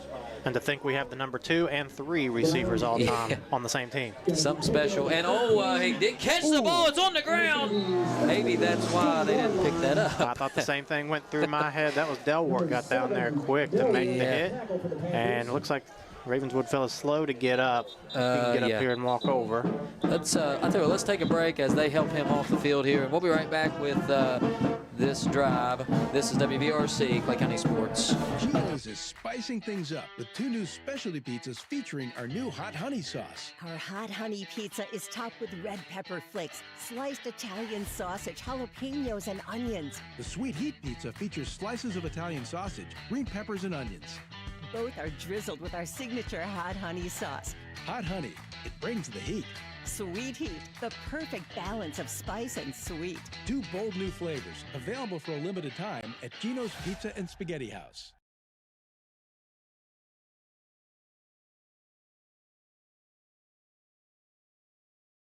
All right, we are back, and good to see number 12 running off the field. That's Braden Reimer, the junior. Glad to see him. He looked a little shaken up there, but I think he probably will put him in concussion protocol, maybe, but hopefully he's okay. Yeah, he took a big shot there from Delwart. Maybe just knocked the wind out of him. He didn't stand up right away. You know how it feels when you get that wind knocked out of you. You'd kind of double over. It's miserable. You never think you're going to get another breath of air ever again. Well, good to see. And just, again, well, they did pick that kick up off as we said they should, and didn't turn out so well. They didn't gain any field position. They're at the, they did. They're at the 20.5 this time. So they did gain a half yard. Progress is progress. Yes. And it is going to be first down and 10. Panthers out there ready to play defense. That defensive line of Jaden Morris, Jamie Gross. You got Eddie Matheny in there now and Christian Bryant on that right edge, all ready to make a play. Linebackers of Scarborough and Coleman. Drop back pass coverage. Morris has him. Sacked. Nice play. Jaden Morris off that left edge. No chance. Boy, he's really come on here in the second half of the season now. I think he had, what, 3 sacks in the last game, and there's one this evening. He just ducked that right shoulder down and went right around that defensive end. I'd like to see some defensive all-time stats. I don't know how well those are kept, but I'd say Jaden's creeping up on the sack list for sure. He's had 3 or 4 here in the last couple weeks by themselves. Well, we'll see what we can dig up for sure. As I'll get with Trey. We'll see if we can't dig up some defense. He did mention some defensive stats for the next time, so we'll see if we can get that. But it's 2nd down and 16. They'll just hand it to Rhodes. He slips a tackle, and he's at the 25-30, 35-40, and a first down run by Ralphie Rhodes. And that's what Ravenswood was looking for there, and that's what I figured we would get a steady dose of, as they're better on that offensive defensive line than probably anywhere else. And that's a first down play, and we're going to have to regroup here and figure something out. Al, I couldn't tell if that was a misdirection play designed to go back to the left or if he just saw that the blocking kind of led him back that way. But he was able to pick up big yardage there to the left side. Kind of a wake-up call for those guys on the right defensive side over there. Who we got? Eddie Matheny and Christian Bryant over there. Hold your own. Get in there and make a play. You got this. Yeah, you get one guy gets a sack, and you kind of get sack happy there, and maybe get out of your rush lanes a little bit. We got a flag here early. Offsides. It's offsides on the defense. I didn't see who it was, but that will move them up 5 rather. It's going to be first down and 5 now. Ball at the 46-yard line. So Ravenswood putting together their best drive of the night here. Let's see if the Panthers can kind of get steady things out here and get off the field. It's first down and 5. We're in a hole here already. I imagine Ravenswood with this down and distance would run the ball some more, but you never know. I would say so too, Al. You don't want to have pre-snap penalties against a run-heavy team like this, especially a little offsides call there. Just get that helmet back away from the ball, fellas, and get ready to make a play. Curtis now hands it to, no, he's going to throw the slant route. And, oh, man, that was scary. As that was intended for 20, and his name is Matthew Phelps, the senior. But he kind of stopped on that route there, and, man, that could have been picked for 6. Yeah, that was Joel there that could have jumped in front of that, possibly made a play. You said it before the game, Al. You don't really know what this Ravenswood team's going to pull out. We've seen them try to throw the ball early in the season. We've seen them try to run the ball here later in the season. Looks like they're a little bit pass-heavy here, trying to play catch-up possibly. And on 1st and 5, not a bad time to take a little bit of a shot on a slant route, pick up a first down. It's an ace formation. Rhodes is the back. Curtis takes the snap. He's rolling to his right. He's going to look to throw out to the right. It's caught. Tackle made by Elliott at the 38-yard line, but that catch is good enough for a first down. That was Jonathan Williams, another senior out there making a nice play. Correction, Matthew Phelps on the catch. Nice route there. It was covered well, but that was a really nice play, and maybe that's why they want to throw it. Maybe they know something we don't. Has seen some stuff in practice and putting it out here to good use. As it was a good ball by Owen Curtis, and he looks really comfortable on the move. That's what I was more comfortable than in the pocket. Go ahead. Same thing I was going to say, Al. He moved to his right that time. Was able to get a nice pass off there to Phelps. Don't give him any more momentum here because they've got a little bit heading down into our territory. Empty set now. We got 5 receivers, and Curtis steps up, and he's tripped up, and it's actually probably going to go as a sack for Coleman. I would think so. Definitely behind the line. Coleman got in there, made the first touch. He got kind of tripped up as they thought he had some room to run. Good job there of keeping the middle of the field covered. I don't think really there was anybody that had number 8 on that top of your screen there, Jacob Simmons on the little out and up route, chair route, whatever you want to call that. And I don't think he was open, though, and good play there by the defense. Let's keep it right here. And notice who's out there, Dill, on this left end here. Oh, yeah. Adam Canfield. Hadn't even noticed. Look for him to make a play off the edge. It's Rhodes again off the left side, nowhere to go. Scarborough in there making a nice play from his linebacker spot. And that, when you see your middle linebacker making plays right at the line of scrimmage, you know it's going well for you. A nice play by Brody. Yeah, he stepped in there into the hole, made a nice hit, had his friends come there and help him out to get him to the ground, and this is not where Ravenswood wants to be again. Now third down and long. They have shown a little bit more of a passing ability this evening. Watch for Phelps, watch for Simmons, and watch for Curtis to maybe do a little quarterback draw here or something too. He's probably their best athlete on the field. The defensive line consists of Canfield on the left end. You got Morris and Gross in the interior defensive lineman, and on that right side is Jackson Brown. Curtis is going to throw a little short pass to Rhodes. He breaks one tackle, gets up to the 35. He's taken down, gain of 3 on the play, and that is it. And it's going to be 4th down and 6 here as the defense made a nice play there. It was just a little pop pass here in the slot to Ralphie Rhodes, and you can pretty much bank 90% of the time where he's at, that's where that ball is going. For sure. And it looks like they're going to keep the offense out on the field. This is probably the territory you would go for it on 4th and about 7 or so on Clay's end of the field. Watch for the same similar type play. I hate to say it, but I don't look for him to take many shots deep down the field. It's going to be a lot of short throws, short completions, but you never know, they might pop one over the top. Curtis will drop back. He's going to keep it right up the middle. Nowhere to go. He's hit. Nice play by Coleman, and he was chased down behind by Morris and Bryant.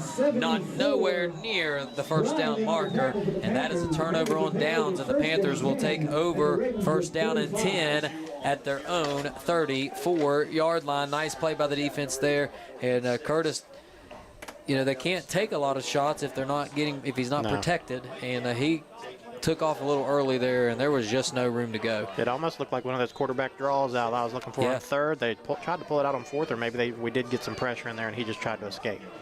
Panthers will come out now quickly. It's a split back formation with Scarborough and Coleman. I imagine we'll get some run plays here. We got a flag to start here, and it came from the back judge, so this will be interesting. I don't know what happened. False start in the offense. Yeah, you get a little nervous when you see that, because if we remember back to where were we at when we got, was it Logan. last week? Or was it at Logan where we got a lot of pre-snap penalties on the center for doing something with that football maybe? And it seems like we never really got an explanation on what the call was with some of those. Yeah, sometimes it's almost like, and I don't know this to be true, but the ball maybe is sitting in a different kind of way, and they move it. Yeah. This time Scarborough will get it. He'll run right behind Gross, who's a pulling guard. A good play there by the Red Devils. Scarborough will gain 2, and I'll give that to a good 2 because it was tough running. Not much room to go, and it's 2nd down and 12 now. I guess a gain 3. And the Panthers playing behind the chains here. Let's see if we can't put the ball in the air and get a 1st down. We've got ace formation. We're not going to huddle this time. Scarborough is the back in the backfield. Collins looking to the sideline. Now he'll take the snap here. He's ready. Snaps back. He's going to throw. He's got Elliott. Oh, tipped. Intercepted. Off the tip. That's 21. Looking for somewhere to go. He runs back now to his right. And he's got some room to run back across the field. Still on his feet. Hit hard by Jamie Gross. Big Jamie Gross made a hit there, but that was kind of a weird play. And we're going to see the hit here at the end, but that was 21. And watch Jamie Gross come in here and just clobber him. Yeah, you can see when he tried to do the spin, James got in there. What a hit, Al. He was pumped. I wouldn't want to try to block him on this next play, but that was a weird play. It was almost like a little bit of hesitation when he threw that slant route. Yeah. What do we say every week almost? Where do probably 95% of interceptions come off of? Those tips. Overthrows, right? That was that tip ball right into Jonathan Williams' hands.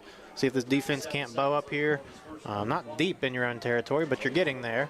Panthers don't give up anything. Yeah, the Panthers came out and took such a quick 14-0 lead. You wonder if things got a little lackadaisical here. And I'm sure the coaches are telling them, no. Curtis is going to throw it out to his right. Normally, this is when you see a team take a shot right after a turnover. It was incomplete. Pass out there to the right side intended for Jacob Simmons, the junior, incomplete. Coverage provided by Delwar and Elliott. Yeah, just a little out route there. I looked to get 7 or 8 yards on it. Incomplete. Joel Elliott, good coverage. They're not in that comfortable territory at 2nd and 10. Haven't seen as much Ralphie Rhodes as I thought we would here early. Yeah. But I don't guess you can when you get down by 14 so quickly in the first quarter.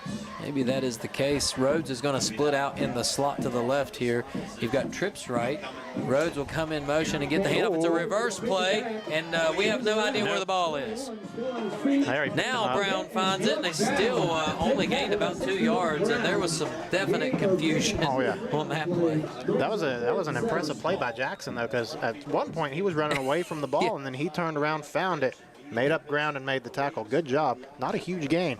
Had a lot of room to run there, and it's still going to be, what, 3rd and 7 or so. Yeah, I don't know how that happens because it felt like he gained about 12 yards before he was hit. He had a lot of room over there to the left. I'm not sure what happened. Good play by Brown. You're right. He was running the other way to try to, I guess, take an angle because he thought the ball was going to the right. Right. And it came all the way back to him. So there you have it. They're going to do things like that probably all night long here. This time it's the keeper by Curtis. Breaks a couple tackles. Gains about 4. And that's how the first quarter will end. It'll be short of the first down. It'll be 4th down and about 3.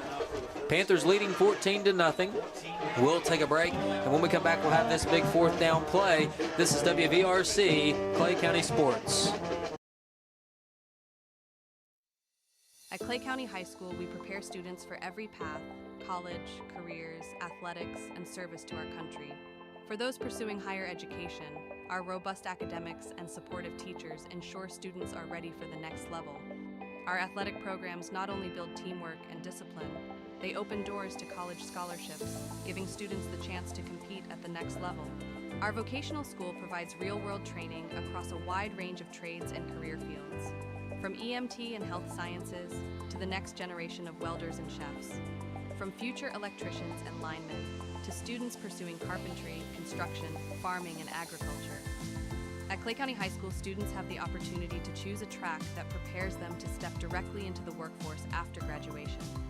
And for those considering the military, we provide opportunities to explore service and leadership, helping students decide if it's the right path for them.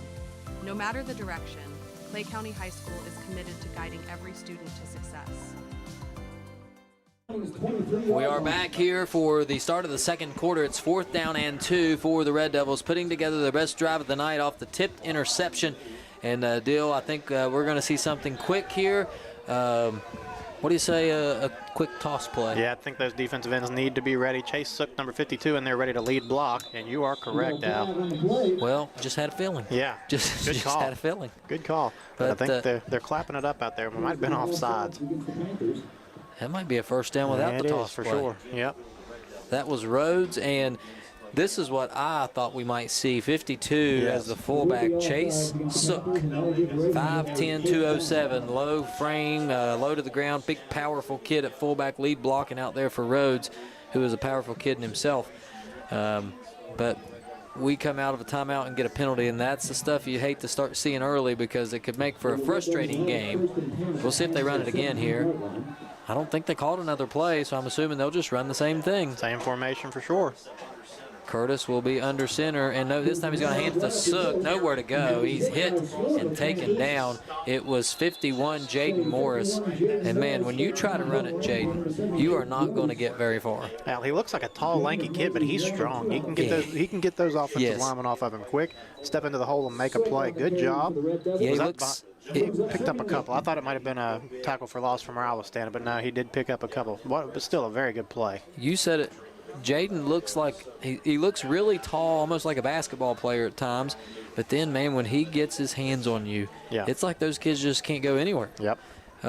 Excellent play there, yes. And it is 2nd down and 8 for the Red Devils. They'll be in the I formation. Sook, the fullback, this time they pitch it to number 8, nowhere to go. Nice play by the defensive end, and Jamie Gross is there to clean it up. That was Jacob Simmons on the carry, nowhere to go. Nice play there by the defensive line, and that is, I believe, Jackson Brown, the defensive end over there, set that edge and made that play, really. Yep, he forced Simmons back to the inside where he had a lot of help. Notably, Jamie Gross making the stop. But you got to give credit on that one again to Jackson Brown out there on the edge, forcing him back inside. Good job by the defensive line. 3rd down and 8. I'm feeling pretty good about this. Uncomfortable. 4 down territory for sure, though. They got 2 plays to pick up 8. Don't let them get a chunk of it here. And we have lost video feed for a moment, so we'll check on that. We'll keep you updated here as the pass goes to the left. It's incomplete, and Deal, I'm going to take a break right here, and I'm going to go check on the camera feed, and I'll be right back. Keep us updated. All right, buddy, I'll do my best. Here we go. So it's going to be 4th down and 8.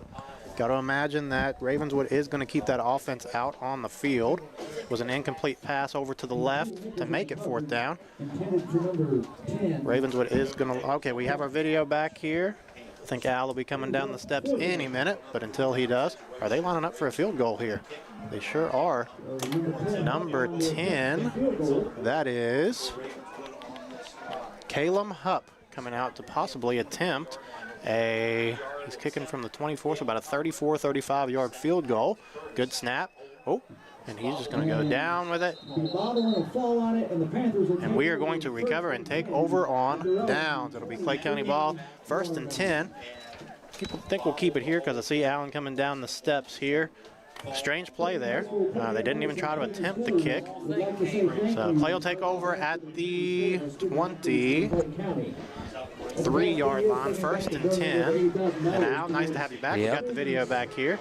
Well, that was they tried to trick us on that 4th down play, didn't they? I was kind of thinking here. I didn't know what was going on. He made a one-handed catch on the snap, and they didn't even go for the kick. All right, so the Panthers will come out onto the field. Collins in the shotgun. Nichols will go in motion. They'll hand it back the other way to Scarborough. He's got room to run. He's at the 35, 40. Breaking tackles at the 45, 50, all the way down to the 47. A flag comes in, and one flag hit Jamie Gross right in the arm. He won't feel that at all, Al. What a run. You're going to see it right here as Scarborough was running. Watch this flag come in out of nowhere here. You had one, boom, right off the shoulder pad. That's scary. I remember a long time ago, Cleveland Browns game, a guy got hit right in the eye with one of those, ended his career, so you got to be careful.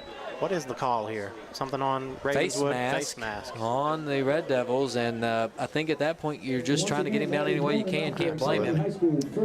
A nice run there. All the way from, where was that ball at, 26? About the 20, yeah. 23.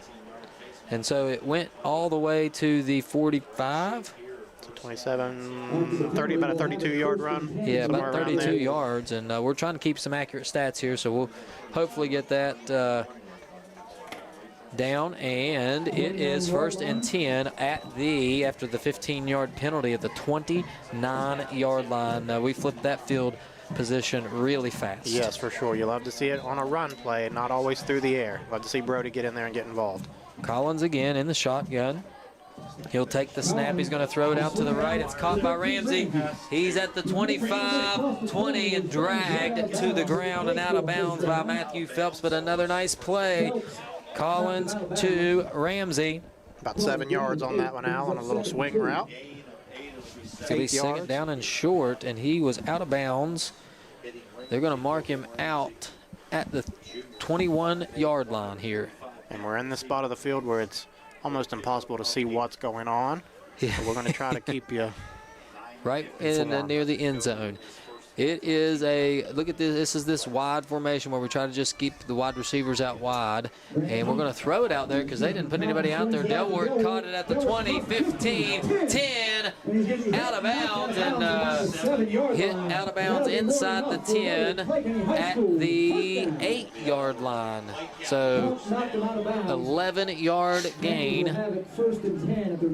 for Delwart. Pass by Collins, and we're in position here to get another one with 9:50 to go in the first half. Now, we've seen that formation a lot. That might be the first time we've seen them throw to one of those wide sides. We see Brody up the middle a lot on that, but they, like you said, didn't put anybody out there, so take the easy completion. Yeah, we split them out there, and the scouting report will say we do that to run, but if you're not going to put 2 out there on our 2 guys, we're going to throw it. And this time we'll pack it in tight. And we're going to run the reverse to Elliott. Nope, Collins is going to keep it. Fooled me. It didn't fool the defense. He's sacked. all the way back at the 18-yard line, and I don't think Coach Collins was happy about that. Something was amiss on that play. Yeah, it didn't look right from the start. That was number 20, Matthew Phelps, in there to get him in the backfield. Second down and 15 or so here. What, did they mark us at the 13 or balls at the 13? Maybe I just missed it. I thought he was a lot farther back than that. We'll take it for sure. But we'll take it for sure. And Collins again in the shotgun. He's going to drop back to throw. Looking to his right. He's got Scarborough out there, but nowhere to go. He's tackled at the 14. Lost a yard probably on that play. Nowhere to go. It's third down and goal. Number 56, Corey Williams, doing a good job getting out there. That would be definitely passing yards on that one for sure. Yeah. I believe it was past the line of scrimmage. So Corey Williams out there and made a play. And we are quickly looking at third down. Is it third and goal? Third and goal from the 14. So we haven't really just kind of been discombobulated here after we've got down to the 7 to Delwart. Let's just see if we can't get something positive here. Collins will throw it to the left. He's open, and it just sailed on him there. That ball sailed out of the hands of Collins, and Nichols knew it. It's fourth down. And are we going to try a field goal here? I think we might hear out for sure. That would be, where's the ball spotted? 32-yard field goal, probably. Yeah. Ball's at the 14. Ball's at the 14, so you had 4 yards for the snap. About 28-yarder or so here. Let's see where Elliott, who is the holder, gets set. And another flag. Delay a game. Legal substitution. Or legal substitution. We'll back it up 5. I'm not sure that's going to deter us. We're probably going to try it anyways. He's going to kick it from the 28. And now it's a 38-yard 38-yard field goal here. He kicked a 40-yarder last week, according to Jackson's dad. They added a yard to what we had at 39, so he definitely has the leg for it. See if he can't get that accuracy through the uprights. Here is Brown. The hold is good. The kick is up, and it's not going to make it. I don't know what happened there. It kind of came off awkwardly, and no good. And that's where the Red Devils will take over, first down and 10. So Panthers lead 14-0, 8 minutes to go in the first half. This is WVRC, Clay County Sports. Legs Welding, Inc., located in Clay County, West Virginia, has provided high-quality products and services to the vital West Virginia coal mining industry since 1978. Specializing in custom underground mining equipment such as shuttle car bodies, scoops, booms, and components. Legs Welding is fully equipped and capable of performing a variety of your welding and manufacturing needs. We only use American-made steel, and we take pride in our solid, strong American craftsmanship. Legs Welding, Inc., 304-587-4335. Proud to support the students and athletes of Clay County. We're back here as it's a handoff on first down, nowhere to go. That entire defensive line and the linebacking core that included Blake Coleman made the stop. That was Rhodes on the carry, no gain. Second down and 10, ball at the 20-yard line. And now after those first couple offensive drives, we've gotten real sloppy here all of a sudden. Yep. See if this defense can't step up, make a play, help out your offense. Keep us down on this end of the field and give us some good field position to possibly get another score before the half. Question for you as they run this play. Do they not take over where the ball was kicked from, or is it where it was snapped from?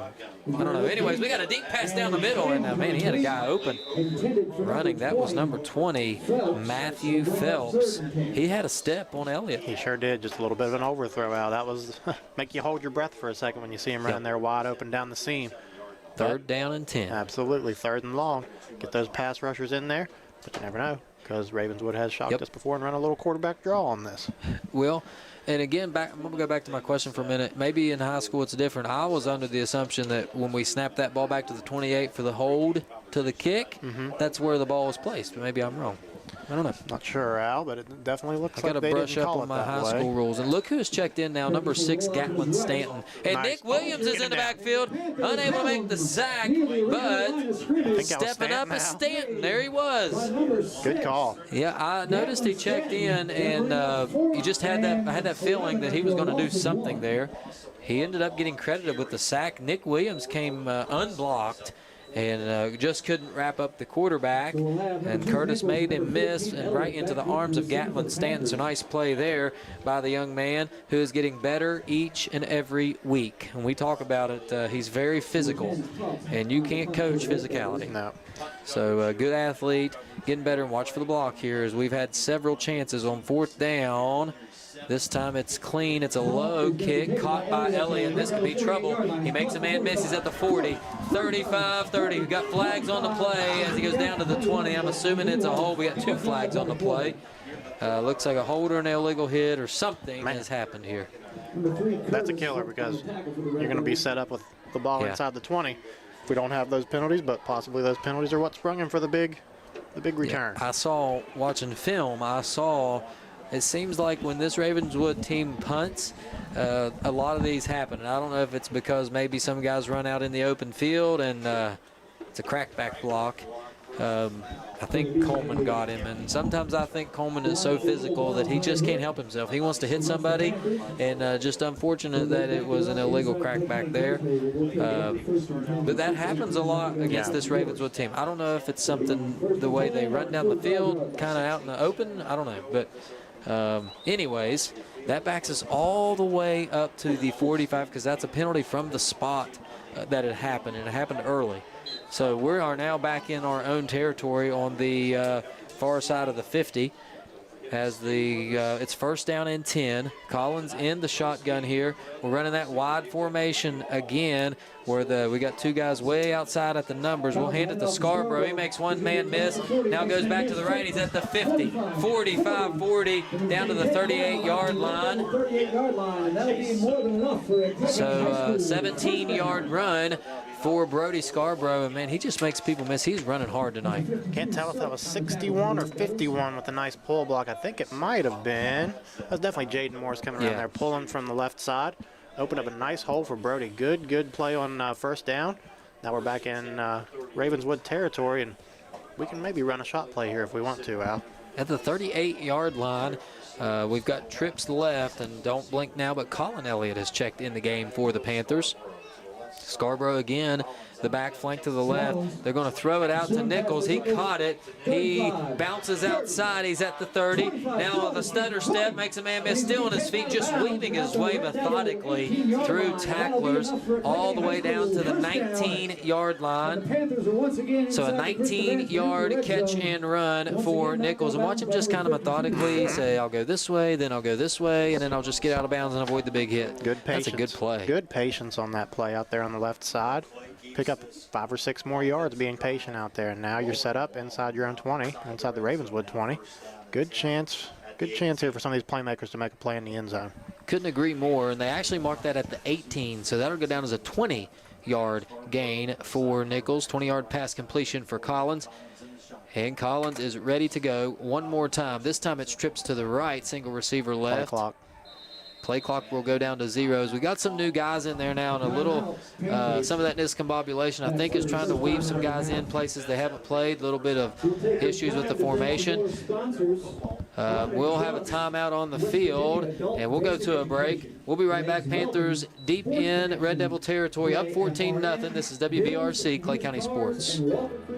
Escape the hustle and bustle of this busy life on a 250-acre private gated farm, Walker Creek Farms and Cabins. We have 9 rental cabins, 6 ponds, 6 miles of hiking trails, a playground, paddle boats, and more. Each cabin has plenty of privacy with a hot tub at each cabin, a fire pit, grill, hammock and rocking chairs, and porch swings to relax and take it all in. Animal lovers will enjoy interacting with our small barn animals. We have sheep, goats, horses, and more.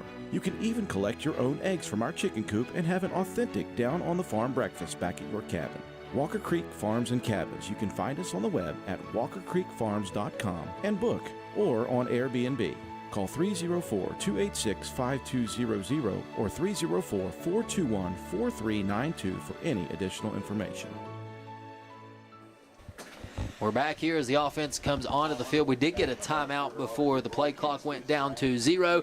1st down and 10. Ball is at the 18-yard line. Panthers leading 14-0 here with 5.5 to go in the first half.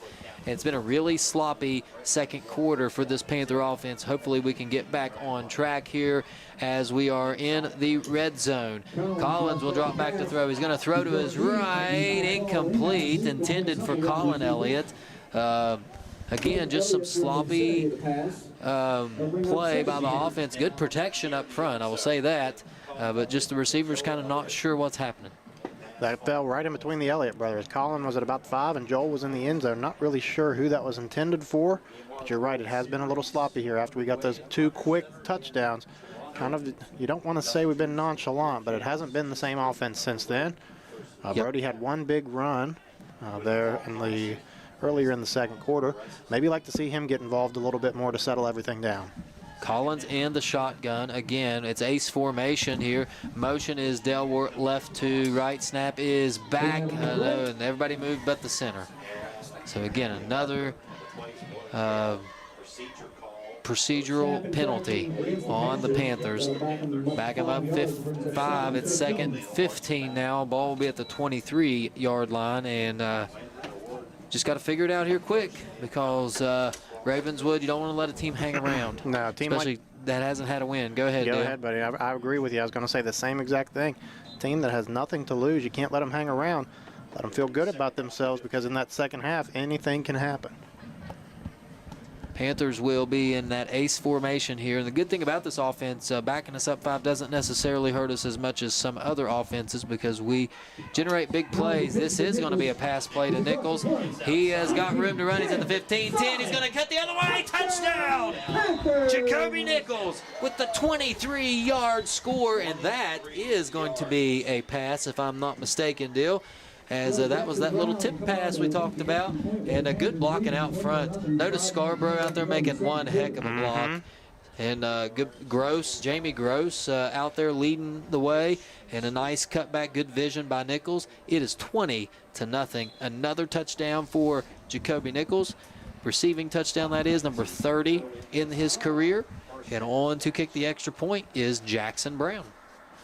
That patience over there on that run out. We saw it on a play before. He has a lot of patience when he catches the ball. We'll see if this kick goes through. It does. Nice kick. Onto the roof of the pool. It's 21-0. Panthers leading 5:19 to go in the first half. We'll take a break and we'll be right back. This is WVRC Clay County Sports. Stump's Funeral Home and Cremation has been in business since 1897. Family owned and operated for 6 generations, offering you and your loved ones services with dignity and respect.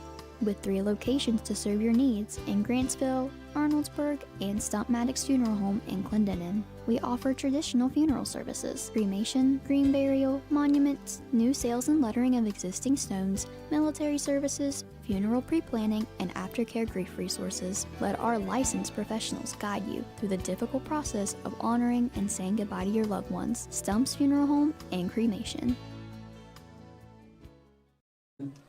We're back here as the Panthers get set to kick this off.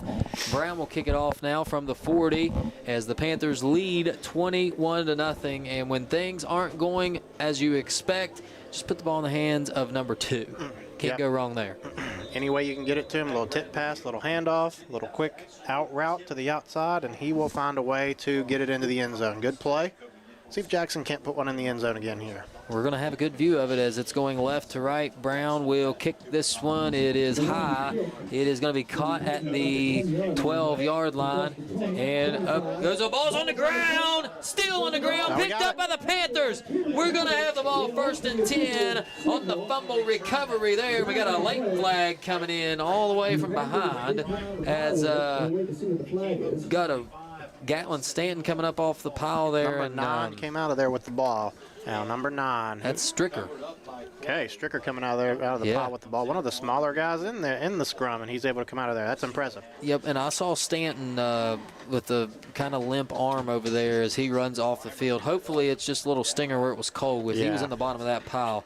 And the penalty came in from the back, and I wonder if it's because there was a Ravenswood player and a Panther kind of scuffling on the top of the pile there.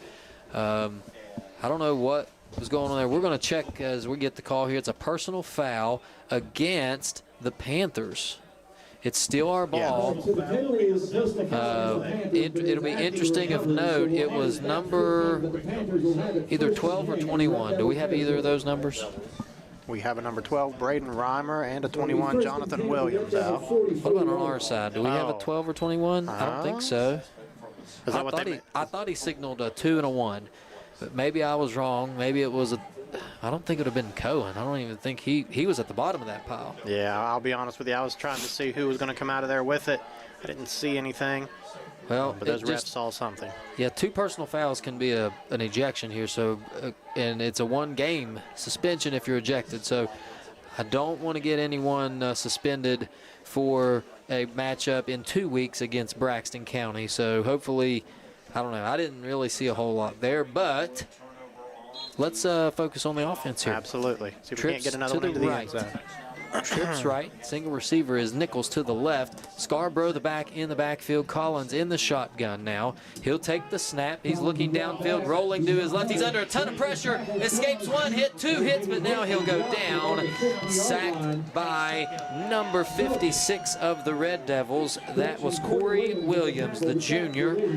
Stands at 5'9", 215.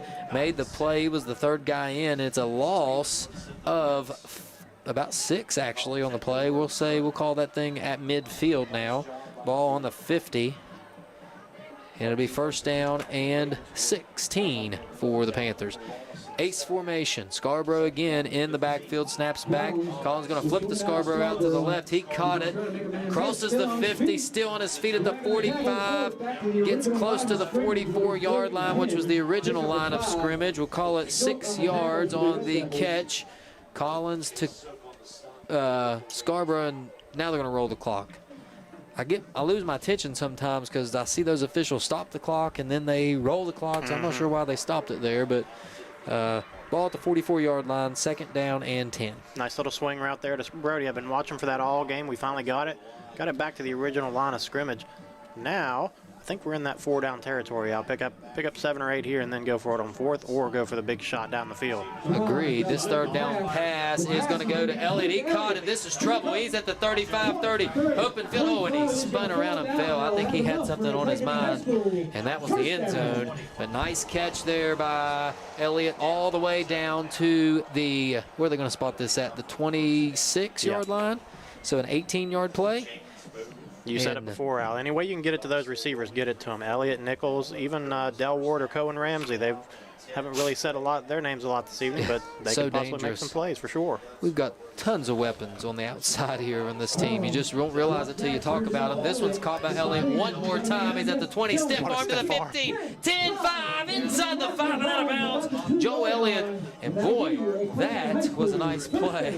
What a stiff arm, Al. Yeah, I'm telling you. You're going to see it right here. We'll see where they rolled him out at, and he just said, excuse me, nearly got to the end zone. We'll call it at the 3, so a 23-yard gain for Elliott there. Another 23 yards for Collins through the air. 1st down and goal from inside the 5 at the 3-yard line here. You can do anything you want to here, Al. You could get it to one of your playmakers. You could line motion Scarborough back into the backfield, get him the ball. I have a feeling that's coming. And looks like they're going to call a timeout before we get the chance. So let's take a break, and we'll come back with this 1st down and goal play. This is WVRC, Clay County Sports.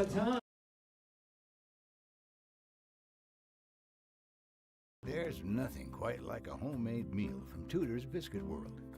We use real buttermilk to craft our delicious biscuits, one batch at a time, and serve them with our signature platters. Here, you'll taste the freshness in every bite. From our classic breakfast sandwiches to favorites like our breakfast wraps, every meal brings a taste of simpler times. Whether it's tailgating or an office event, let Tudor's do the cooking. Visit tudorscatering.com for all your catering needs.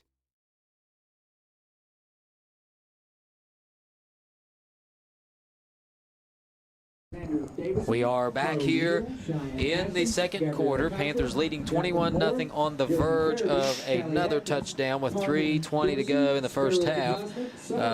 First down and goal from the 3, and you said it right before we left. Anything you want to do here, you can. Run a little stop route to Elliott, or a little out route to Nichols. Hand it off to Scarborough up the middle, maybe. Hand it off to Coleman. Hand it off to Nichols. Touch pass to Nichols. Quarterback draw for Collins. Anything you want down here at the 3-yard line. You feel like one of your athletes can make a play. Anything can happen here. All right, Collins will be empty set. No back in the backfield as Scarborough is in the slot to the left. We saw Stricker come in motion before the timeout. We'll see if they do that again here, as Collins will, and indeed it is going to be a pass to Stricker. He's looking, he cuts it up inside for a touchdown. Damian Stricker, a 3-yard touchdown. What a play by the senior. Nice job there, and you love to see that. Kid that works really hard, a two-sport athlete in the fall itself, sneaks in there for the touchdown. 27-0, Panthers lead. Like to see it out. He works hard. Get him that touchdown.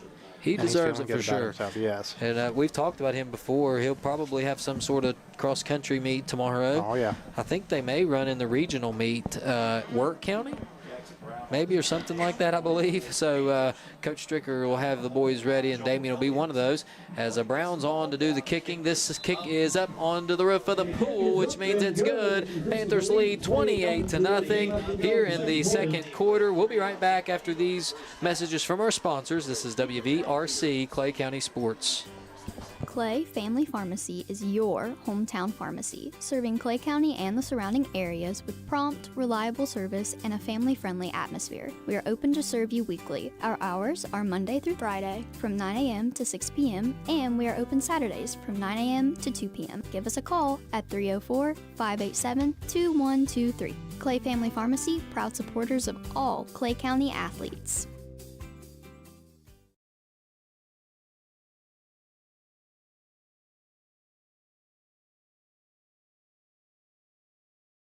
We are back here at Bradley Field. Panthers leading 28-0 in the second quarter. 3:10 to go in the half.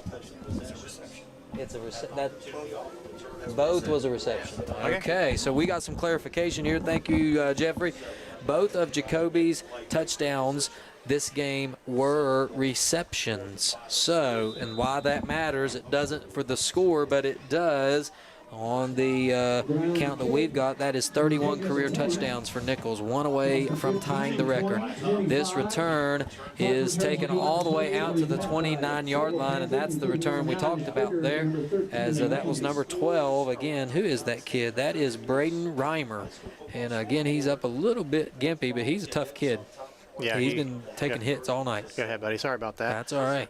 Yeah, he's the one that got hit by Landon over on the sideline, so he's taking a couple of hits here tonight, but you're right. Gets right back up, gets ready to play. Panther defense will consist of the defensive line of Jackson Brown, Aiden Brouillard this time, Christian Bright, and Jaden Morris. The linebackers will be Coleman and Scarborough and Williams. And in the secondary, you've got Jacoby Nichols, Cohen Ramsey, Landon Delwart, and Joel Elliott. Ravenswood in the empty set now. Back to passes Curtis. He's under pressure. Sacked. That's number 58, Brouillard and Jackson Brown. And they came in so fast, I got tongue-tied. What a play there, and a nice sack. Aiden was our player of the game on the JV game on the defensive side Monday evening, so good to see him getting in there in the backfield making a play. Got to be getting some confidence about himself getting in on Friday nights, Al. Yeah, he just pushed his guy back slowly but surely into the backfield. And when that quarterback, Curtis, stepped up, he was right there and made the play. Second down and 13 now. Ball at the 27-yard line of the Red Devils. It's an empty set again for Curtis. He takes the snap. He throws immediately out to the right. It's caught up across the 35-40. This is trouble. 45-50 pushed out of bounds. And looks like he was pushed out hard, and he didn't get up for a minute, and then he decided to get up. That was number 8, Jacob Simmons. That was kind of a strange play over there, Dale, and didn't know what happened to him. Yeah, just a quick pass out to the right, and he was able to do the rest himself quickly down the sideline. Joel got a pretty big push on him to get him out of bounds, and I think he hit the ground a little harder than he expected. Again, it could be a little wind knocked out of you a little bit situation, but he got good to see Landon Delward over there, lend him a hand, help him up. Yeah, it's going to be first down and 10 in Clay County territory. Now we're what, under about 2:15 to go in the first half. Love to keep him out of the end zone here going into halftime. You hate to give up something cheap here right before halftime. Curtis will drop back to throw. He's under pressure, steps up, still under pressure, nowhere to go. Coleman steps in and hits him hard, and he's going to be taken down right at the line of scrimmage. That will not be a sack, but it will be no gain on the play. 2nd down and 10. In comes Jamie Gross for Brouillard, and it don't get any easier. It only gets harder now when Gross steps in the game. Nice job there by Brouillard. Good pressure provided on that defensive line, and it's 2nd and 10. This time, Miller will drop back once again to pass, throws out to the right. Incomplete coverage provided by Elliott. Nice play there to get his hand in there, knock that one away. 3rd down and 10 for the Red Devils with 1:37 to go. And the Panthers are liking where they're at here. 3rd down and long. I'm sure this is probably 4-down territory here in the first half. Yeah.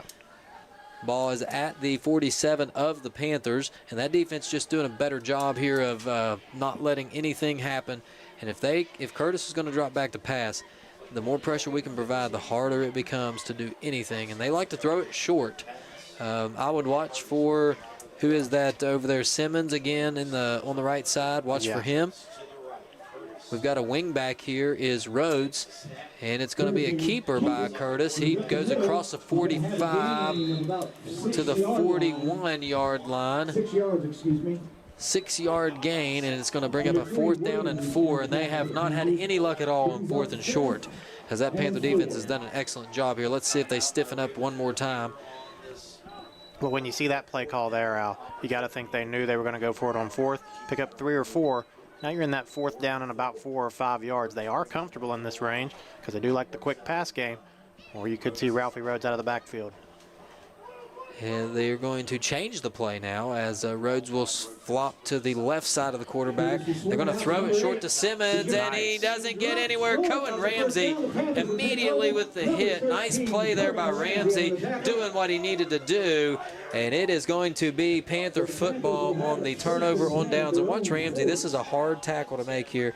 And he just kind of gets in there and takes his legs right out from under him. You know, that's a hard play to make. And if he doesn't make that play, I know Blake Coleman's in position, but again, that's another open field tackle that has to be made. He possibly could have scooted for the 1st down. Instead, we take over. We could take a shot play here and try to put it to about 35 before halftime. And just a reminder, if it is a 35-point lead in the 2nd half at any point in the 3rd quarter, it is a running clock. So we'll see what happens here as the Panthers are in the shotgun. Snap is back. Collins throws a little out route to Elliott. He caught it, turns back inside. He's at the 50, wrestled down at the 47-yard line. So a 13-yard catch for Elliott. And we're going to go in the hurry up here as the chains aren't even set. We'll see what happens here as the ball is at the 47 now of the Red Devils. Panthers take the snap. Collins looking to throw. Looking. Now he steps up. He's going to go deep. It's Nichols with a nice catch at the 20. The 15. Penalty flags out. 10-5. Touchdown. If this holds up, this will be number 32 for his career. Let's check the flag, and they threw it in the area of a pass interference over there at the 20. And boy, that, you hope that stands because that was a nice play. I could see the catch, and then I hunkered down to see him scoot into the end zone. It's a face mask, decline, touchdown, Jacoby Nichols, number 32. And we're going to turn it over to the PA announcer. He's going to give it a shot here. We're going to kick the field goal first, rather. So 34-0, and that is number 32. A 47-yard touchdown connection to Jacoby Nichols. What a play. The hold is good. The kick is up. It's onto the roof of the pool, 35 to nothing. With that TD catch, Jacoby Nichols has just tied the school record for most TD catches for a career. Jacoby is now tied for first all-time with B.J. Williams with 32 career TD catches. Congratulations on such a tremendous milestone to Jacoby Nichols. That's impressive, Al. There you have it. We'll go to a break, and we'll talk about that when we come back here with 28 seconds to go. This is WVRC, Clay County Sports.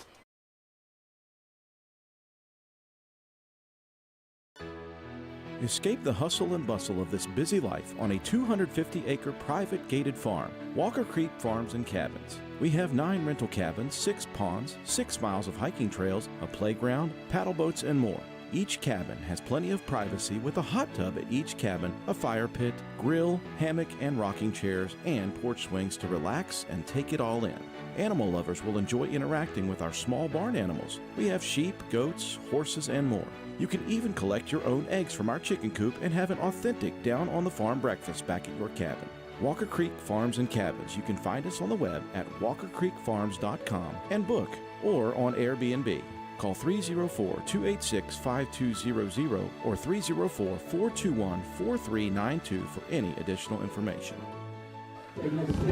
The kick is taken in the deep in Ravenswood territory, backed up against their own end zone and brought out to about the 31-yard line. That was Atreyu Copen, the senior, with the nice return. It's 35-0, and you heard it before we went to break, Deal. That is touchdown catch number 32 for Jacoby Nichols. Now moves him into a tie with career receiving touchdowns in the record books for the high school. So what a play to do it on, and hopefully we'll get to see more of that. Barring anything catastrophic here, I think we'll even maybe see more of that.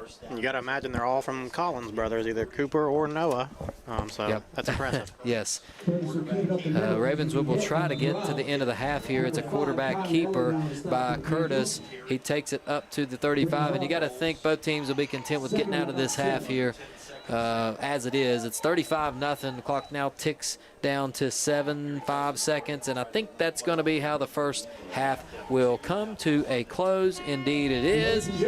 Folks, we are through 2 quarters of action here at Bradley Field. It's 35-0. Panthers lead. We'll take a break here for just a few minutes, and when we come back, we'll have some stats for you and get you set up for the second half. Thanks for watching. This is WVRC, Clay County Sports. We walk through over 1 million doors in our lifetime, but only a few, when opened, truly make a difference in our communities. Like the small business owners, the hard workers, and the dreamers. At People's Bank, we believe that when the right doors open, anything is possible. People's Bank, working together, building success.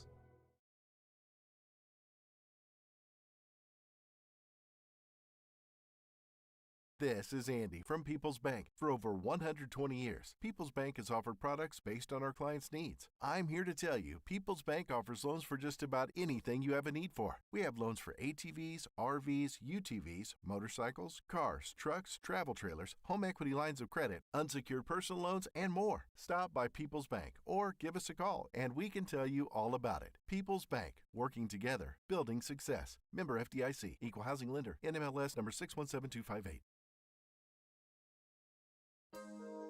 In your time of need, call Wilson Smith Funeral Home, 154 Main Street in Clay, West Virginia, providing all your needs for pre-needs, burial, cremation, and memorials. We have 2 locations to better serve the public: Wilson Smith Funeral Home in Clay, West Virginia, and Pennington Smith Funeral Home located in Golly Bridge, West Virginia. We offer personalized services and a caring staff. We are with you every step of the way. You will have peace of mind knowing that we are taking care of your loved one. Call Wilson Smith Funeral Home, 154 Main Street in Clay, West Virginia at 304-587-4244, or Pennington Smith Funeral Home located at 331 Main Street, Golly Bridge, West Virginia at 304-632-2111. Basil W. Smith Jr., LIC owner. Tracy Osborne, office manager. Hunter Jones, apprentice. Staff members Greg Fitzwater, Bobby Joe Harmon, and Candy Dorsey.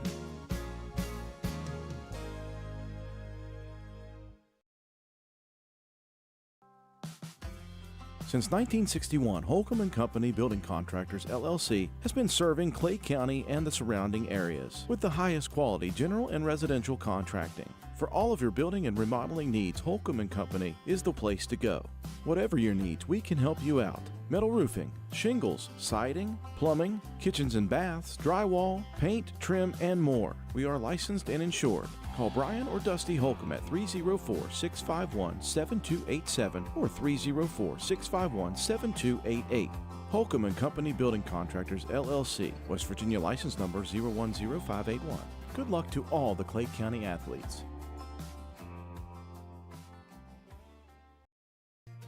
If you're interested in a new tractor or implements, give Shamlin Brothers Farm Supply a call at 304-927-1426. We are a coyote, bush hog, Vermeer, and coon dealer. Also, look us up on the web at ShamlinBrothersFarmSupply.com. And may God bless.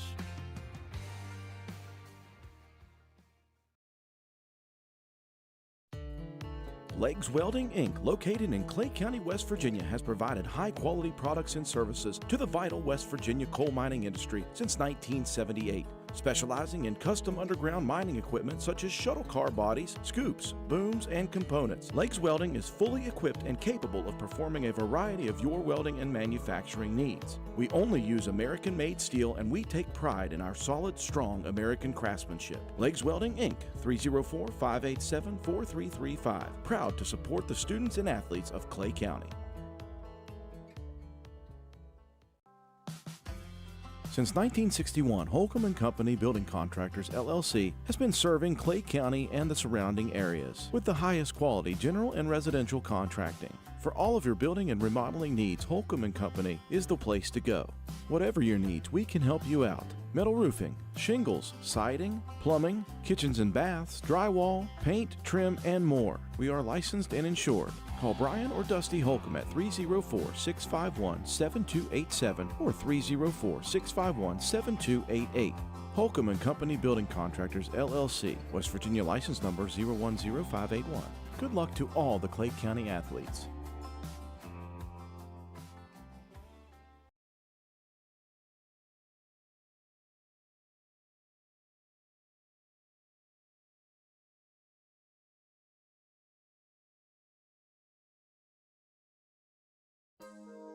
In your time of need, call Wilson Smith Funeral Home, 154 Main Street in Clay, West Virginia, providing all your needs for pre-needs, burial, cremation, and memorials. We have two locations to better serve the public: Wilson Smith Funeral Home in Clay, West Virginia, and Pennington Smith Funeral Home located in Golly Bridge, West Virginia.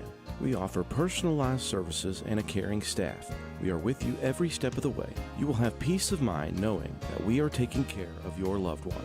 Call Wilson Smith Funeral Home, 154 Main Street in Clay, West Virginia at 304-587-4244 or Pennington Smith Funeral Home located at 331 Main Street, Golly Bridge, West Virginia at 304-632-2111. Basil W. Smith Jr., LIC owner. Tracy Osborne, office manager. Hunter Jones, apprentice. Staff members Greg Fitzwater, Bobby Joe Harmon, and Candy Dorsey.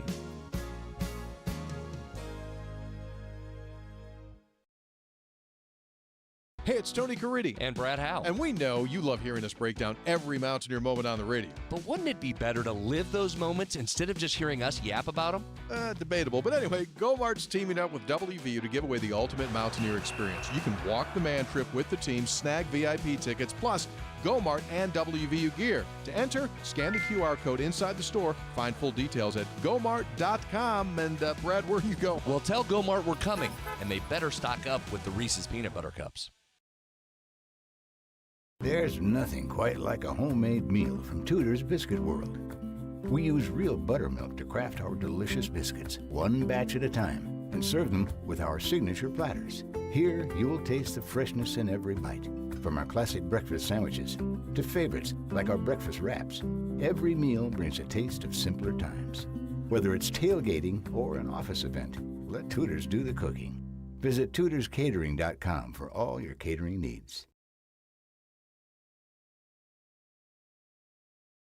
This is Andy from People's Bank. For over 120 years, People's Bank has offered products based on our clients' needs. I'm here to tell you, People's Bank offers loans for just about anything you have a need for. We have loans for ATVs, RVs, UTVs, motorcycles, cars, trucks, travel trailers, home equity lines of credit, unsecured personal loans, and more. Stop by People's Bank or give us a call, and we can tell you all about it. People's Bank, working together, building success. Member FDIC, Equal Housing Lender, NMLS number 617258. Clay Family Pharmacy is your hometown pharmacy, serving Clay County and the surrounding areas with prompt, reliable service and a family-friendly atmosphere. We are open to serve you weekly. Our hours are Monday through Friday from 9 a.m. to 6 p.m. and we are open Saturdays from 9 a.m. to 2 p.m. Give us a call at 304-587-2123. Clay Family Pharmacy, proud supporters of all Clay County athletes.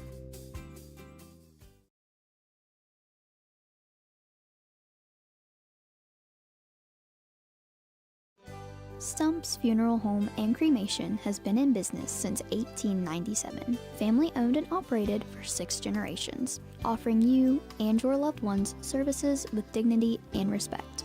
With 3 locations to serve your needs in Grantsville, Arnoldsburg, and Stump Maddox Funeral Home in Clendenin. We offer traditional funeral services, cremation, green burial, monuments, new sales and lettering of existing stones, military services, funeral pre-planning, and aftercare grief resources. Let our licensed professionals guide you through the difficult process of honoring and saying goodbye to your loved ones. Stump's Funeral Home and Cremation.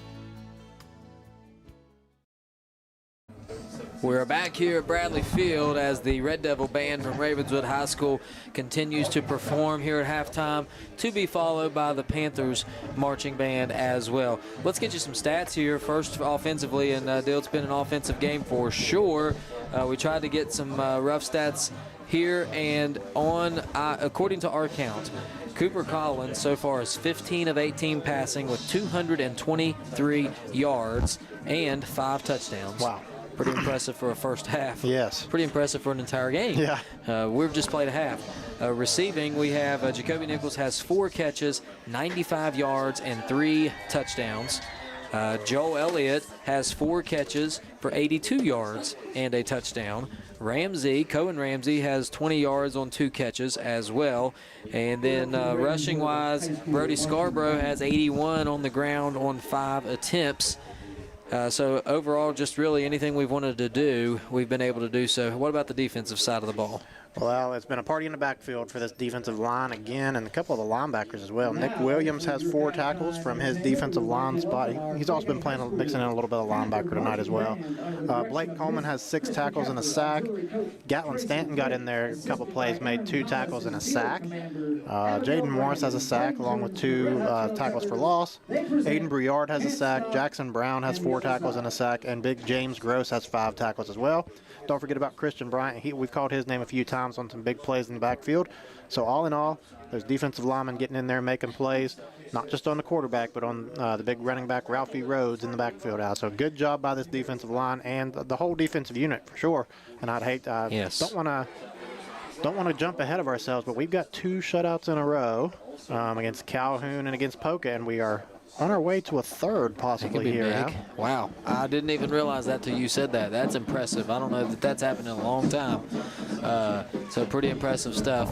While we're here, let's go ahead and look at, we're going to look at some scores around the state, and particularly in AA scores, because we were getting about that time of year where you start to look at playoff positioning and where teams are falling. But we're going to start in Class Single A as you're going to see the Panthers marching band come out onto the field here. We'll start with number 1, Wahama leads Webster County 63-8 in the 4th quarter. Number 2, Willing Central leads Brashear High School, Pennsylvania 35-6. That's at halftime. Sherman and Clay Battelle are going to play Saturday. That's number 3 versus number 6. Tug Valley, number 4, leads Tulsa 33-14. Actually, that's a final score. Number 5, Pendleton County defeats Stonewall Jackson, Virginia 63-44. Number 7, Cameron leads Bridgeport, Ohio 46-6. East Hardy, number 8, leads Pocahontas County 48-14. That game in the 4th quarter. Meadow Bridge leads Montcalm in the 3rd quarter 18-0. And St. Mary's leads Ritchie County in the 3rd quarter as well, 37-16. In the fourth quarter, Work County leads Valley Wetzel 42-0. Buffalo, who is number 16 in AA, leads Richwood 35-22 in the second quarter.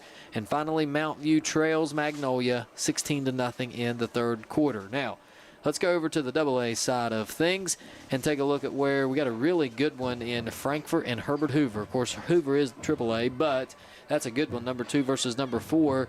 Currently, Frankfort leads at 23-19 in the third quarter. Number 5, Doddridge leads Williamstown 24-13. That's at the half.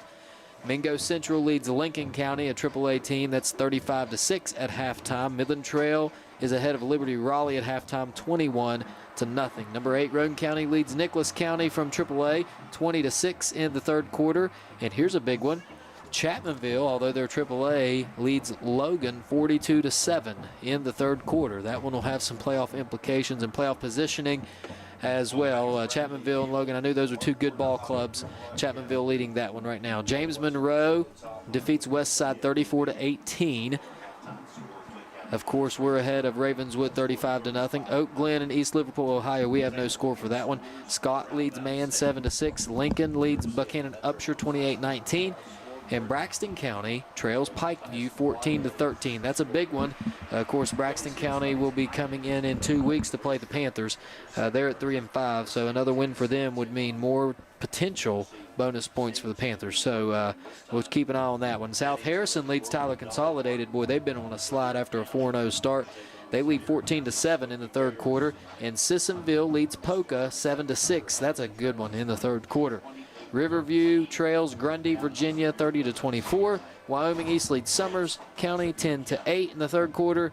And Albert Gallatin, Pennsylvania leads Weirton 34-0. One of my favorite teams, Albert Gallatin, Pennsylvania, the Colonials. It's always good when you get a Colonials reference in there, Al. Yes.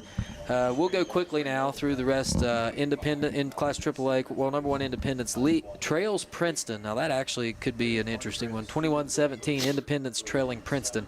Those are two number 1 teams. One in AA, one in AAA. 21-17 is the score there in the third quarter. Bridgeport leads Grafton 49-0. Fairmont Senior 28. Connellsville, Pennsylvania 7. Third quarter. Bluefield 14. Greenbrier East 13.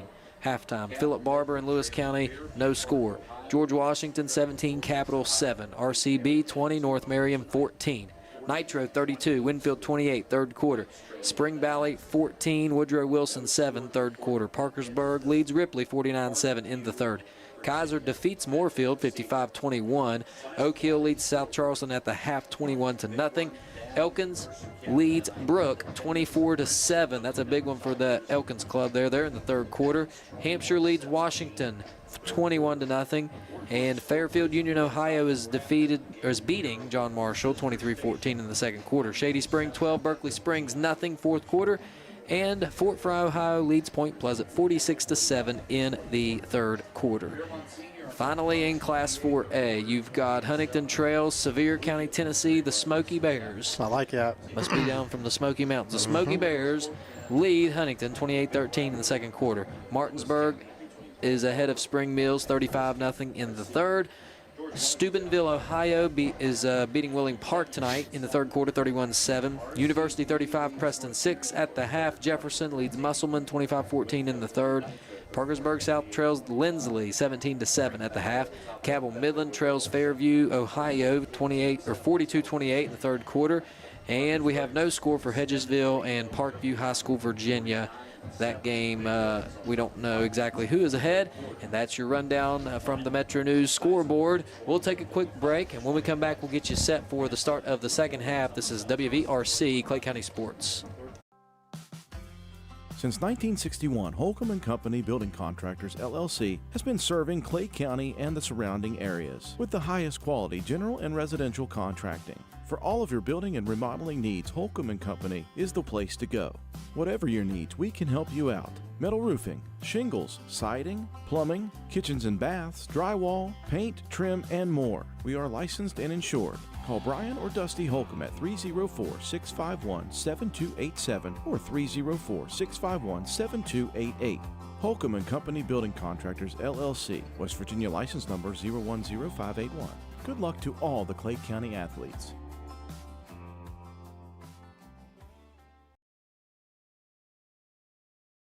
This is Andy from People's Bank. For over 120 years, People's Bank has offered products based on our clients' needs. I'm here to tell you, People's Bank offers loans for just about anything you have a need for. We have loans for ATVs, RVs, UTVs, motorcycles, cars, trucks, travel trailers, home equity lines of credit, unsecured personal loans, and more. Stop by People's Bank or give us a call and we can tell you all about it. People's Bank, working together, building success. Member FDIC, Equal Housing Lender, NMLS number 617258.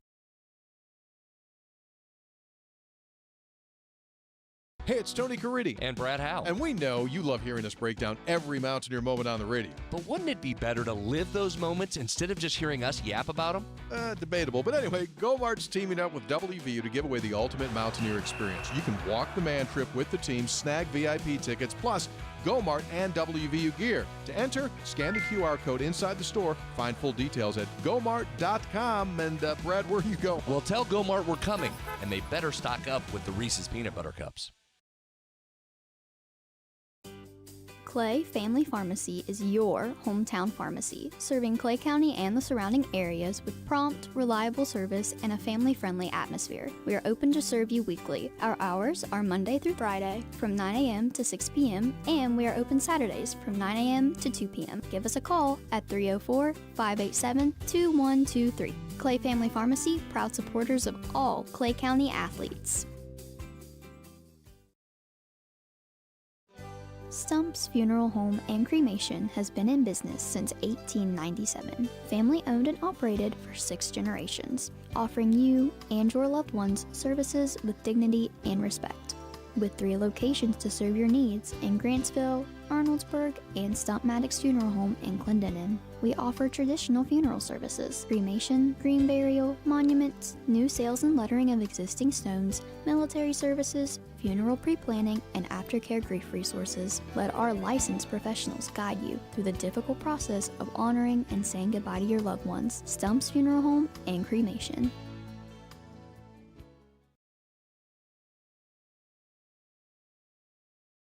Geno's is spicing things up with 2 new specialty pizzas featuring our new hot honey sauce. Our hot honey pizza is topped with red pepper flakes, sliced Italian sausage, jalapenos, and onions. The sweet heat pizza features slices of Italian sausage, green peppers, and onions.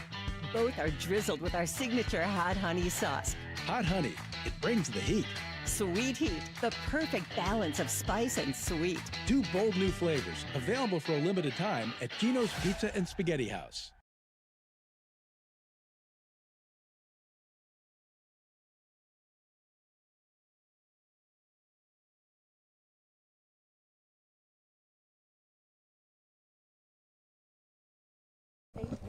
We are back here at Bradley Field. Panthers leading 35-0 as the clock winds down to 0, and it will be time to start the 3rd quarter. And I think we'll have a running clock. Jenny, is it going to be a running clock?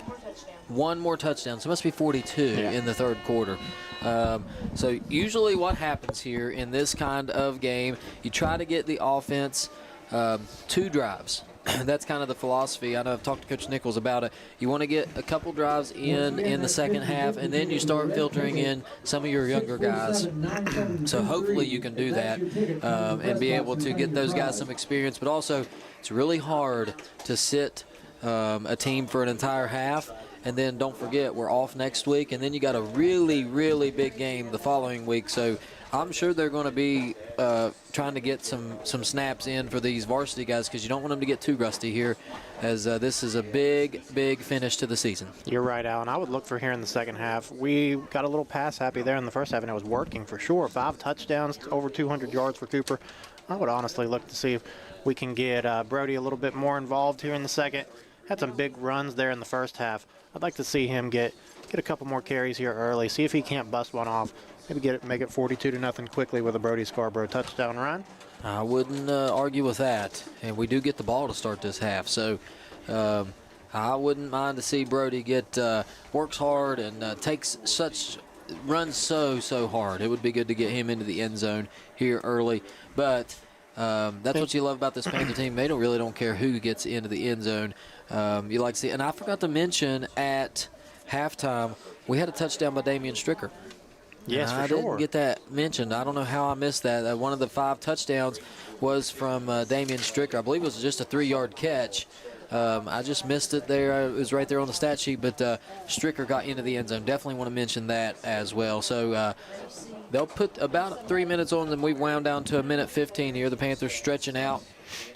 And I've noticed that all of those guys are out there stretching out in preparation to get in the ball game here. So exciting for sure. And hopefully we'll get to see some action here nonstop. And we watched the JV guys on Monday nights a lot, and they're going to come out and play football. For sure. For sure, you're going to see Canfield. You're going to see Aiden Briard. Gatlin Stanton's gotten in there for a sack tonight out. Yep. It's nice not to just call them on Mondays. We say it all the time. Get them in there on Friday evening as well.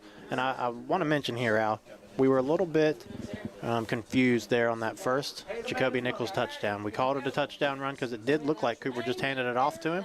As we zoomed in, we are correct now. It definitely was a little touch pass from Cooper to Jacoby. So there was a little bit of controversy up here in the booth as to whether was it a rushing touchdown, was it a receiving touchdown. If you zoom it in, you can definitely see Cooper do a little bit of a shovel pass, not a shovel pass, but a little touch pass there to Jacoby. So we love to see it. We love to see that's 5 touchdown passes for Cooper and 3 receiving for Jacoby. Awesome evening for sure. Yep, and just a reminder to folks, if you're just tuning in, Jacoby Nichols came into this game 3 touchdowns behind the leader in career touchdown receptions for the Panthers in football history, and that was by B.J. Williams. He is now tied with B.J. with 32 career receiving touchdowns, so pretty impressive stuff. Of course, B.J. all over the history books here, and also playing at Glenville right now too. And I see snapshots of him all the time, so good to see. Hopefully he's having a great season. Was able to talk to his mom a little bit here a few weeks back, and BJ is getting on the field and getting some playing time, which is really, really hard to do at that level.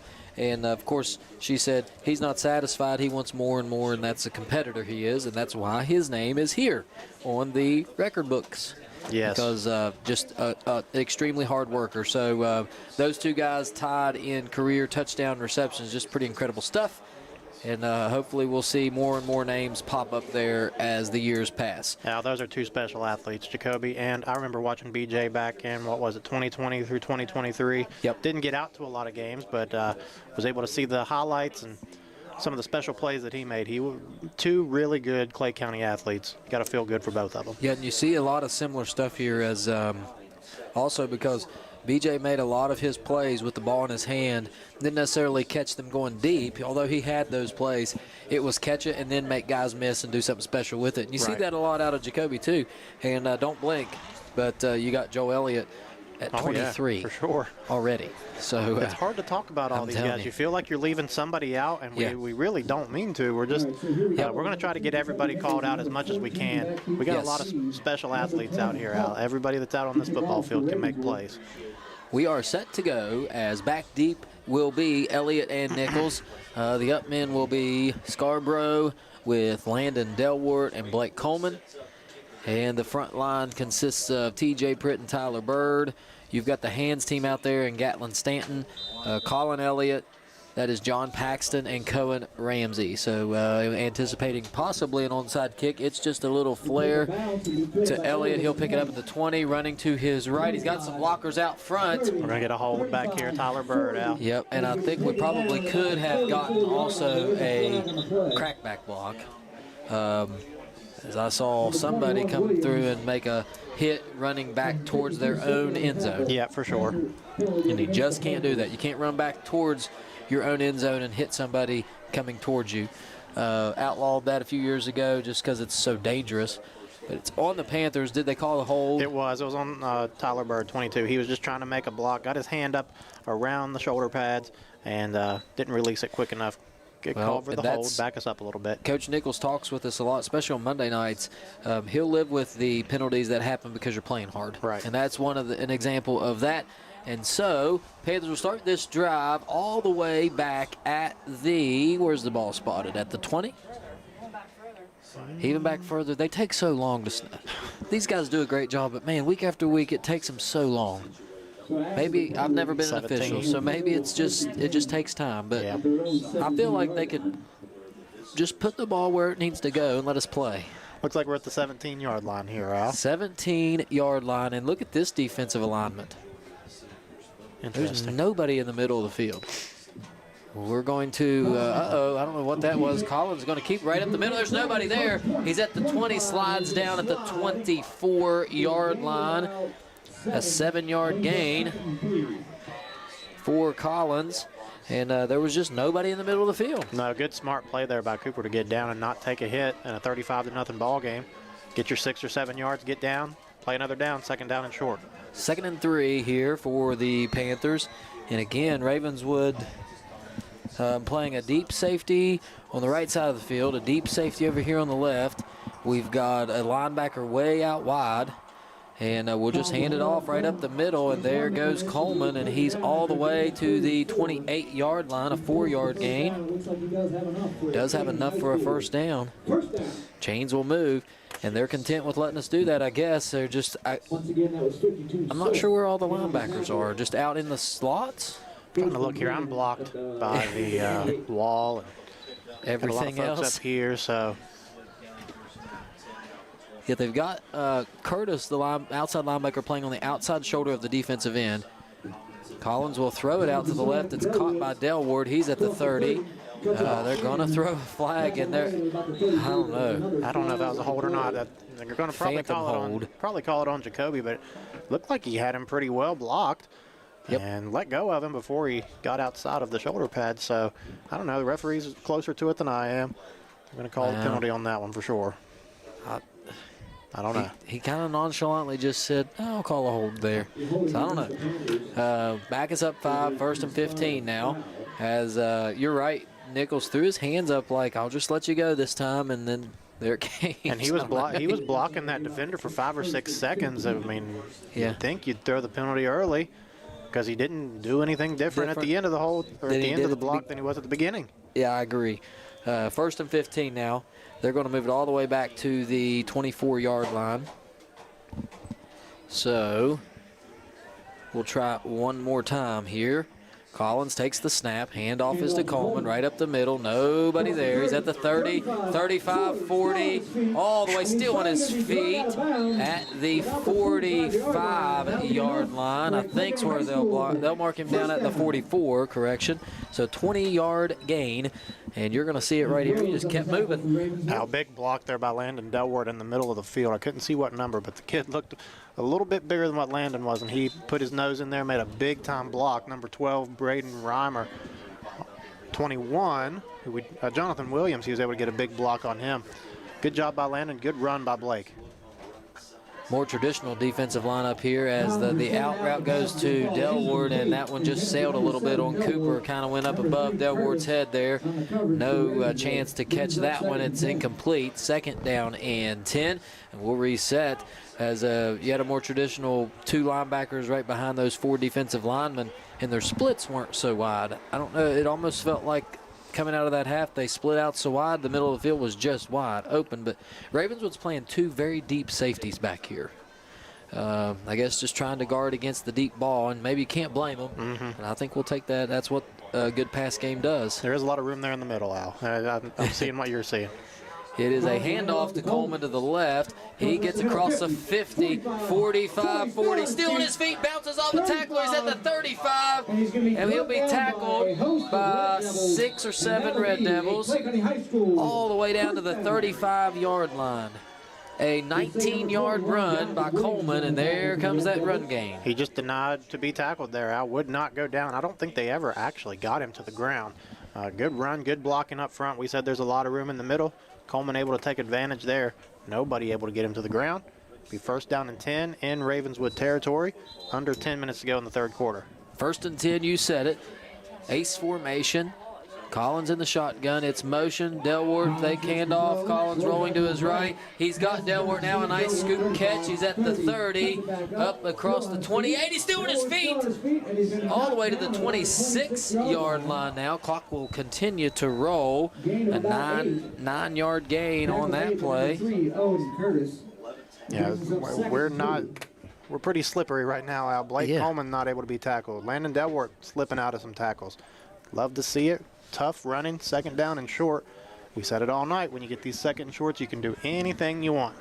Yep, watch for a shot here, as that's just what we tend to do when we get to 2nd and 1. You've got Nichols split to the left, Elliott split to the right in press coverage here. Take your pick. They'll just flip it out to Coleman in the backfield. He makes a man miss. He's at the 20, 15, 10, still on his feet inside the 10. And that play down at the 7-yard line, 19-yard catch and run for Coleman. And Dill, I believe they had a guy out there to make the play, and Blake just ran by him. It was really hard for me to see. We're in this corner again, but we normally see that play to Scarborough. Coleman in there for the majority of this second half drive, and he was able to go out there and make a nice catch and make a man miss, scoot out there to the left, another first down. Simmons was out there, and Blake just ran by him like he wasn't there.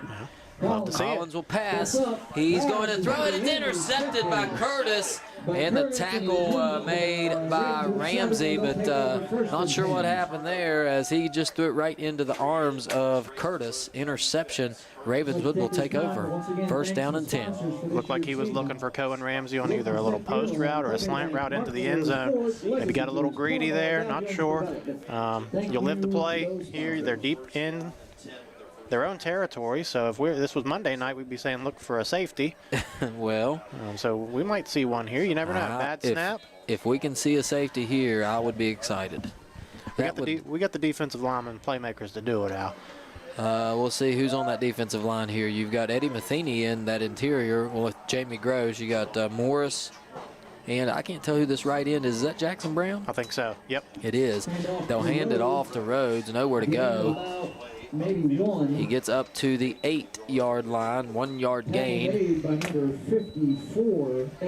And we will reset here. 2nd and 1. 8:03 and counting on the clock. Panthers leading 35-0. Have the game well in hand, but you'd like to see another touchdown or two. Gets a little more room, and then we can sprinkle some of those younger guys in. Don't want to kind of quit too early here, as this is a football team who will not quit themselves. This time it's a handoff to Simmons. He's running to the right. He slips one tackle, but not another. He gets outside the 10 to the 11. And, man, these guys break tackles, and you feel like, well, they're going to gain a good amount of yardage here, and you look up, and it's been 3 yards.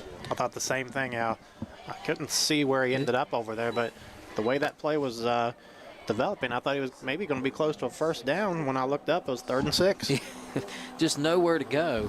And Panthers swarm to the ball. That's something they've done well all year, is they swarm to that football, and it results in a 3rd down and medium here, 3rd and 6. It is Curtis in the shotgun. The back is Rhodes. He'll drop back the pass. They're going to take a shot deep. Nichols is there, incomplete. That was intended for Caleb Hupp. That's a name we haven't called yet. Is he the kicker? He is the kicker as well. He was the one that trotted on there for a field goal a little earlier. Yep. Took a deep shot for him there. Good coverage by Nichols. 4th down and long. You got to imagine the punt team's going to come out here, Al. Yep. And you never expect to see the kicker on a go route, but I guess you never know what you're going to see. That's right. As we'll try to get a view of it's Hupp is going to run all the way back. He was up here at midfield. He runs all the way back to his own goal line to kick. And we've mentioned it. Watch for pressure right here. Watch Nick Williams off this right side, see if he doesn't get some pressure. Blocked up pretty well, and it's all the way. That punt bounces into the arms of Elliott at the 40. He's still running outside. Good pull up there by Jake Morris, as a host of Red Devils take Elliott out of bounds at the 47-yard line. That's where the Panthers will take over. 1st down and 10. Let's take a very quick break, and when we come back, we'll have this drive. This is WVRC, Clay County Sports. There's nothing quite like a homemade meal from Tudor's Biscuit World. We use real buttermilk to craft our delicious biscuits, one batch at a time, and serve them with our signature platters. Here, you'll taste the freshness in every bite.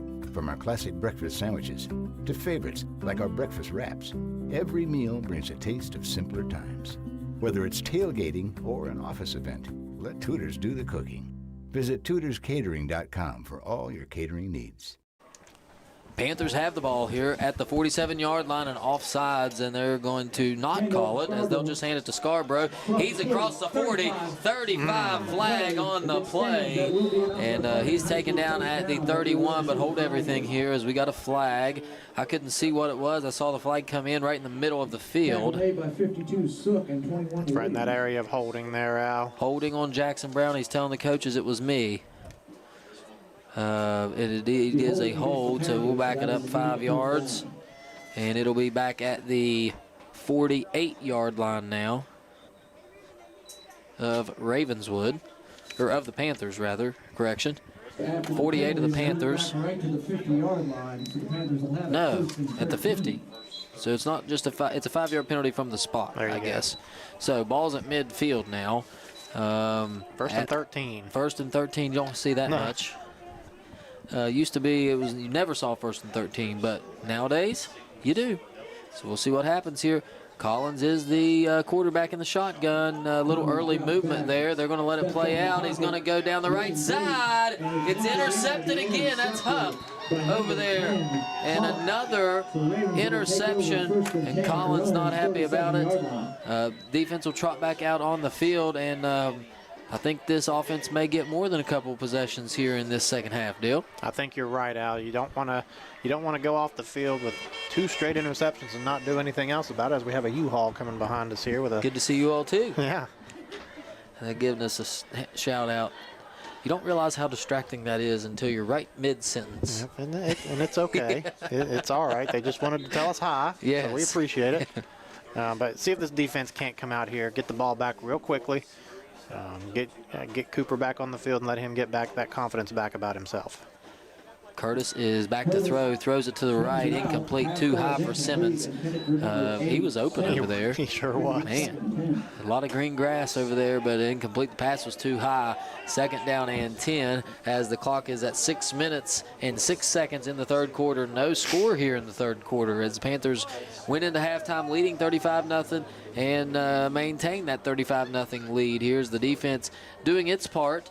Offense just got to get back on track. We were really moving it pretty easily there on that first drive. Threw an interception at the goal line, follow that up with another interception, and we find ourselves trying to gain some traction here, gain our footing about us, as it's an empty set for Curtis. He dropped back to throw. He's under pressure. Morris getting held, still provides pressure. Ball is caught by Simmons at the 40, up to the 41-yard line. Not enough for a first down, but man, Jaden Morris was just providing all kind of pressure. And I don't think that guy trying to block him had any choice but to hold him, as there you see it. I don't know if we were able to see it, but Morris was, look at his jersey right there, Dale. Yep, it is just that tells the story. All kinds of whopper jaw, as we call it. It doesn't end up like that on itself. Yes. So definitely a little bit of holding going on. I'm not sure how that one didn't get called. But it is still third and relatively long here. Probably 4 down territory, you would imagine, if they don't lose a bunch on a sack here. I do agree. This time it is Curtis going to throw it out to Simmons again. He catches it and makes one man miss. He gets up to the 46-yard line. Initial contact made by number 3, Nick Williams. And Williams is up a little gingerly here. I thought Jaden Morris was going to be able to possibly bat that one down. He was able to get his hand up in the way, but yeah, they were able to complete the pass, and it's going to be 4th and short. We've been pretty good here on 4th down on defense. They haven't been able to get a whole lot on us. Now, they do only need 1 yard here. Imagine you're probably going to see big Ralphie Rhodes in the backfield, or possibly Owen Curtis on a quarterback-designed run. Defensive line, get ready. They're going to go empty set here, Al. Well, they don't seem to be able to run it. The only thing I can think is maybe they run a sneak here, but I don't think they'll get it. They'll have to throw it here. Curtis in the shotgun. He's going to sneak it, and he is going to get close. They're going to give it to him, first down, and we called it there as Coleman. You kind of spread everybody out, get all the receivers out of the way, open up the middle of the field. Thought our defensive line might be able to make a play there, and they honestly did. He picked up 2 or 3 yards, which normally not too bad. Heads up to Blake Coleman here, saying you're not going to get an extra yard by reaching that ball out there. He just kind of gave it a scoop back. Yeah. Love that. All right, here we go. Again, Ravenswood in the empty set as they'll have trips left, sent 2 receivers to the right motion. It's a handoff to the right side. Nowhere to go. That was 21. That's a name we haven't called a ton tonight. That's Jonathan Williams. That sounds like a running back, doesn't it? Yes, Jonathan for sure. Williams. For sure. He couldn't get much going there. They'll give him a... That's not a yard. It's something. It's not quite a yard. Maybe a few inches, 6 inches. And the Panthers will be will force another 2nd and long here, and let's see if we can't. Let's see if we can't just get off the field. It doesn't feel like they do much of anything, but they've managed to run some time down here on this drive. Miller's back. He's under pressure. He's hit. Throws it deep, incomplete, and the pressure provided by Nick Williams came out like a firecracker there. And it's 3rd down and long for the Panthers, and Williams came out of nowhere there. I didn't see what happened, but provided the pressure. Yeah, he came right off that right side of the Ravenswood offensive line, and they just weren't quick enough to get to him. Provided the pressure. I don't know if he hit the quarterback's arm as he tried to throw it, but definitely quarterback underthrew the ball on a deep route there. 3rd down and long. Love to see Nick. He's kind of looks like Nick's going to go out there and play some coverage, so this defensive line's going to have to get in there and make some pressure. He's been doing that the last few plays. This time Curtis under pressure again. He's hit. Ball's loose. Picked up by the Panthers. Scarborough picks it up. 1st down and 10 for the Panthers. What a hit. And who was that got the hit there at the end? Jackson Brown with the forced fumble. Brown forced that one. And nice pickup there. Panthers will take over at the 50-yard line, so right where we were when we threw that last interception. So no harm, no foul. 3:08 to go in the 4th quarter. Looks like we're going to go with, sorry, buddy. Looks like we're going to go Scarborough and Coleman in the backfield together here. I haven't seen that a lot. Yeah, this is something it feels like we do a drive or two a half the last couple games, and not much. Split back formation. We like to run a scissors play. Let's see if that's what we get. Nope, just a lead play. Scarborough's got room to run. He's at the 40, 35, 30. It's a foot race to the end zone. He's at the 20, the 15, the 10. Chased down at the 5-yard line. A 45-yard run from Brody Scarborough. What a play. Blake Coleman leading through there to lead block. We're going to catch the very end of it.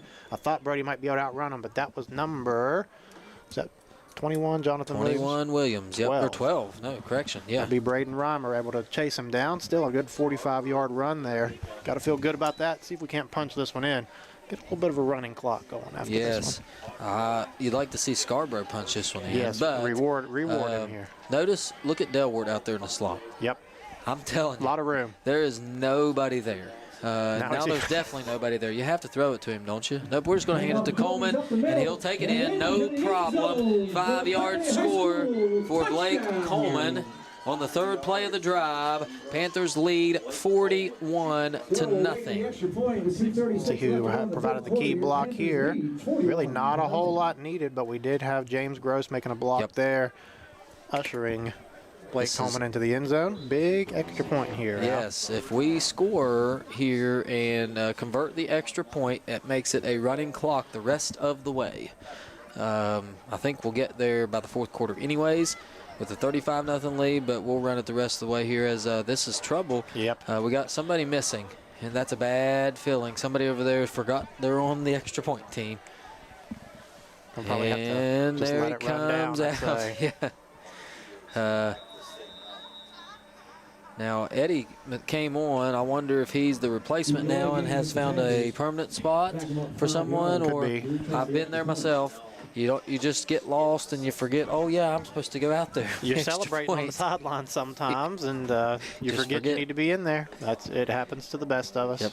Well, we'll back it up 5 and kick this extra point. It will actually be a 25-yarder. Most teams would have trouble kicking the field goal at 25 yards here, but for Brown, shouldn't be any trouble, and it is, it's wide right. Announcer's curse. Shouldn't have said anything. 41-0. We'll take a break. We'll be right back. This is WVRC, Clay County Sports. Legs Welding, Inc., located in Clay County, West Virginia, has provided high-quality products and services to the vital West Virginia coal mining industry since 1978. specializing in custom underground mining equipment such as shuttle car bodies, scoops, booms, and components. Legs Welding is fully equipped and capable of performing a variety of your welding and manufacturing needs. We only use American-made steel, and we take pride in our solid, strong American craftsmanship. Legs Welding, Inc., 304-587-4335. Proud to support the students and athletes of Clay County. We are back here, and Dale, no worries. You heard me talk about Bobby Triplett, always watching us, family. He's right there with us. Don't worry. Got a message from him. He is tuned in. Thanks for tuning in, Bobby. Well, thanks, Bobby, for watching us. And Al, I'm going to shout somebody out, too. Granny Irmel's on the couch watching. Aunt Patricia and Uncle Jerry's watching this one. So thank you all for your support. We got a lot of family supporting us here tonight, Al. Nice. So we appreciate enjoying it. The game. Well, and it's a lot warmer probably back where they're at. We started a mild 60 degrees, but it's now down around 35 degrees. It's getting pretty cold out. This kick is hit deep, and it's going to be returned by number 15, wrapped up at the 20. Nowhere to go. That was Delwart, Stanton, Colin Elliott, and Damian Stricker all in there on the tackle. And that's where the Red Devils will take over with a 41-0 deficit here in the third quarter, 2:26 to go. And here comes the Panther defense. Let's see, you got Canfield coming onto the field along with Scarborough, Luke Scarborough, that is. I see Gatlin Stanton out there. Adam Canfield over here on the right end. Yep, Canfield's out there. And rest of those guys are pretty much varsity staples. As Curtis will come in. Owen Curtis, the quarterback, he is a junior. So he'll be back for another year. He's kind of been the offense for the Red Devils. He's been trying to get the ball to Simmons out there. Simmons in the slot to the right. They'll throw it to, this time it's, I don't even know who that was, but they didn't have a chance. A loss of a yard on the play. Stricker immediately making the play, and you got to love that awareness there. Is a nice tackle. Yeah, absolutely. Got up there. Wrapped him up, put him on the ground. Was it a tackle for loss? Yeah. Yep, indeed it was. 2nd and 11 this time. As Curtis will call the play for the huddling Red Devils of Ravenswood High School. 41-0 your score here, as the Red Devils will come out in an ace formation. The back is Rhodes. Curtis will roll to his right, throws out to the right. It's caught. Number 21 stepped out of bounds. That was Jonathan Williams. And we said it, when they move him out of the pocket, he throws a really nice ball. It does look a lot better than when he's standing there like a statue in the backfield. But when he moves out to his right, he can put some zip on the ball. Nice completion there to Williams. Looked like Stricker on the coverage. He might have had a little bit of room down the sideline had he not stepped out there. I was thinking the same thing. He was getting loose there, and let's preserve this shutout. How about it? I'd hate to give our third one up in a row here, so we'll see what happens. Hupp is the receiver now out wide. He's covered by Stanton, Miller, or Owen Curtis. I don't know what happened there. Couldn't say his name. Rolls to the left. A little harder of a throw when you're rolling to your left for a right-hander. Incomplete. It'll be 2nd down and 10 now, as he, when you roll like that, it makes it really tough to get pressure because everybody's on the move. It makes sometimes quarterbacks are a little more comfortable, and it seems to be that way. It also shortens the field. You only have half the field to look at, too. Kind of simplifies things for a quarterback and lets them use that athletic ability they have instead of trying to think too much. Absolutely, and Curtis is a good athlete, able to roll to his right, roll to his left. It is a little tougher throw rolling to his left because he is the right-handed quarterback. Got to readjust your body, and he just kind of overthrew that one a little bit. Don't let him roll to his right because that's where he's the most comfortable. Isaiah Ramsey now checked in, deal number 77. Under pressure, that's Williams. He's hit. Sack. Nice play. Nick Williams. And there's the flag. Oh, I knew that was coming. What happened? I was looking at the stat sheet. Williams made a nice play, and then he decided to dance a jig. See if we can't see it here. Wasn't probably the appropriate thing to do in front of the official. Yeah. I'm sorry. I have Nick in class, and it just seems like something he would do. Got a little excited and decided I'll just dance a little bit. As I don't know if we can play it again, can we? Unsportsmanlike. The unsportsmanlike conduct. No, unsportsmanlike. And you can kind of see kind of see Coach Nichols over there. Now I know we're getting a kick out of it. It was some hip gyrations by Williams. That'll get you a penalty every time. He'll learn his lesson. Yeah, you can't do that. That's definitely a penalty. I knew it was coming, and Coach Nichols will not be happy. There may be an extra sprint or two coming for Nick. I was going to say Monday's practice might be a little bit different. But he made a nice play. Yeah, it's still sack. 3rd down, 3rd and 2 for the Red Devils. Curtis back to pass, throws it over the middle. It's caught by Simmons right over the middle for a 1st down. Tackle made by Ramsey, and that's the kind of play that's really hard to defend. It's a quick drop back. Curtis got the ball out of his hands quickly. Ramsey was there, but Simmons just made a nice play. 1st down and 10, ball inside Panther territory at the 41-yard line. 1st and 10, Red Devils. Well, we've talked about Curtis rolling out, making good throws. That was a good throw from the pocket. He had Simmons right over the middle. You said it. Ramsey had decent coverage on him. Good ball, good catch. 1st down, Ravenswood, and just like that, they are in our Clay County territory. And Jacob Burgess now in the backfield deal. This time, Simmons tipped that pass as it was a little out of reach and nearly intercepted, and that would have went for 6. Just an incompletion there, as we've got some more reserves coming in here. Nope, that's not just a reserve. That's Colin Elliott. He'll check in for Cohen Ramsey. Elliott been in the game some already, and Ramsey will take a break here. As the defensive line, let's reset you here to tell you who's on the field. You've got the ends are Canfield and Morris, Brouillard and Matheny, the interior linemen. Coleman and Scarborough are still your linebackers along with Williams. This time Curtis will keep it right up the middle. Jaden Morris is there to make the tackle. Gain of about 3 or 4. That's a 4-yard gain actually, and that's a good gain there by the Red Devils. Your secondary now to finish things out is completed by Delwart, Stanton, Colin Elliott, and I believe that is Stricker over there as well. So those are your 11 guys on the field for the Panther defense. 22 seconds and counting in this 3rd quarter. And I believe I don't think they might get a playoff here. We'll see if they decide to do so or not. If so, it will be the last play of the quarter as we're now at 10 seconds.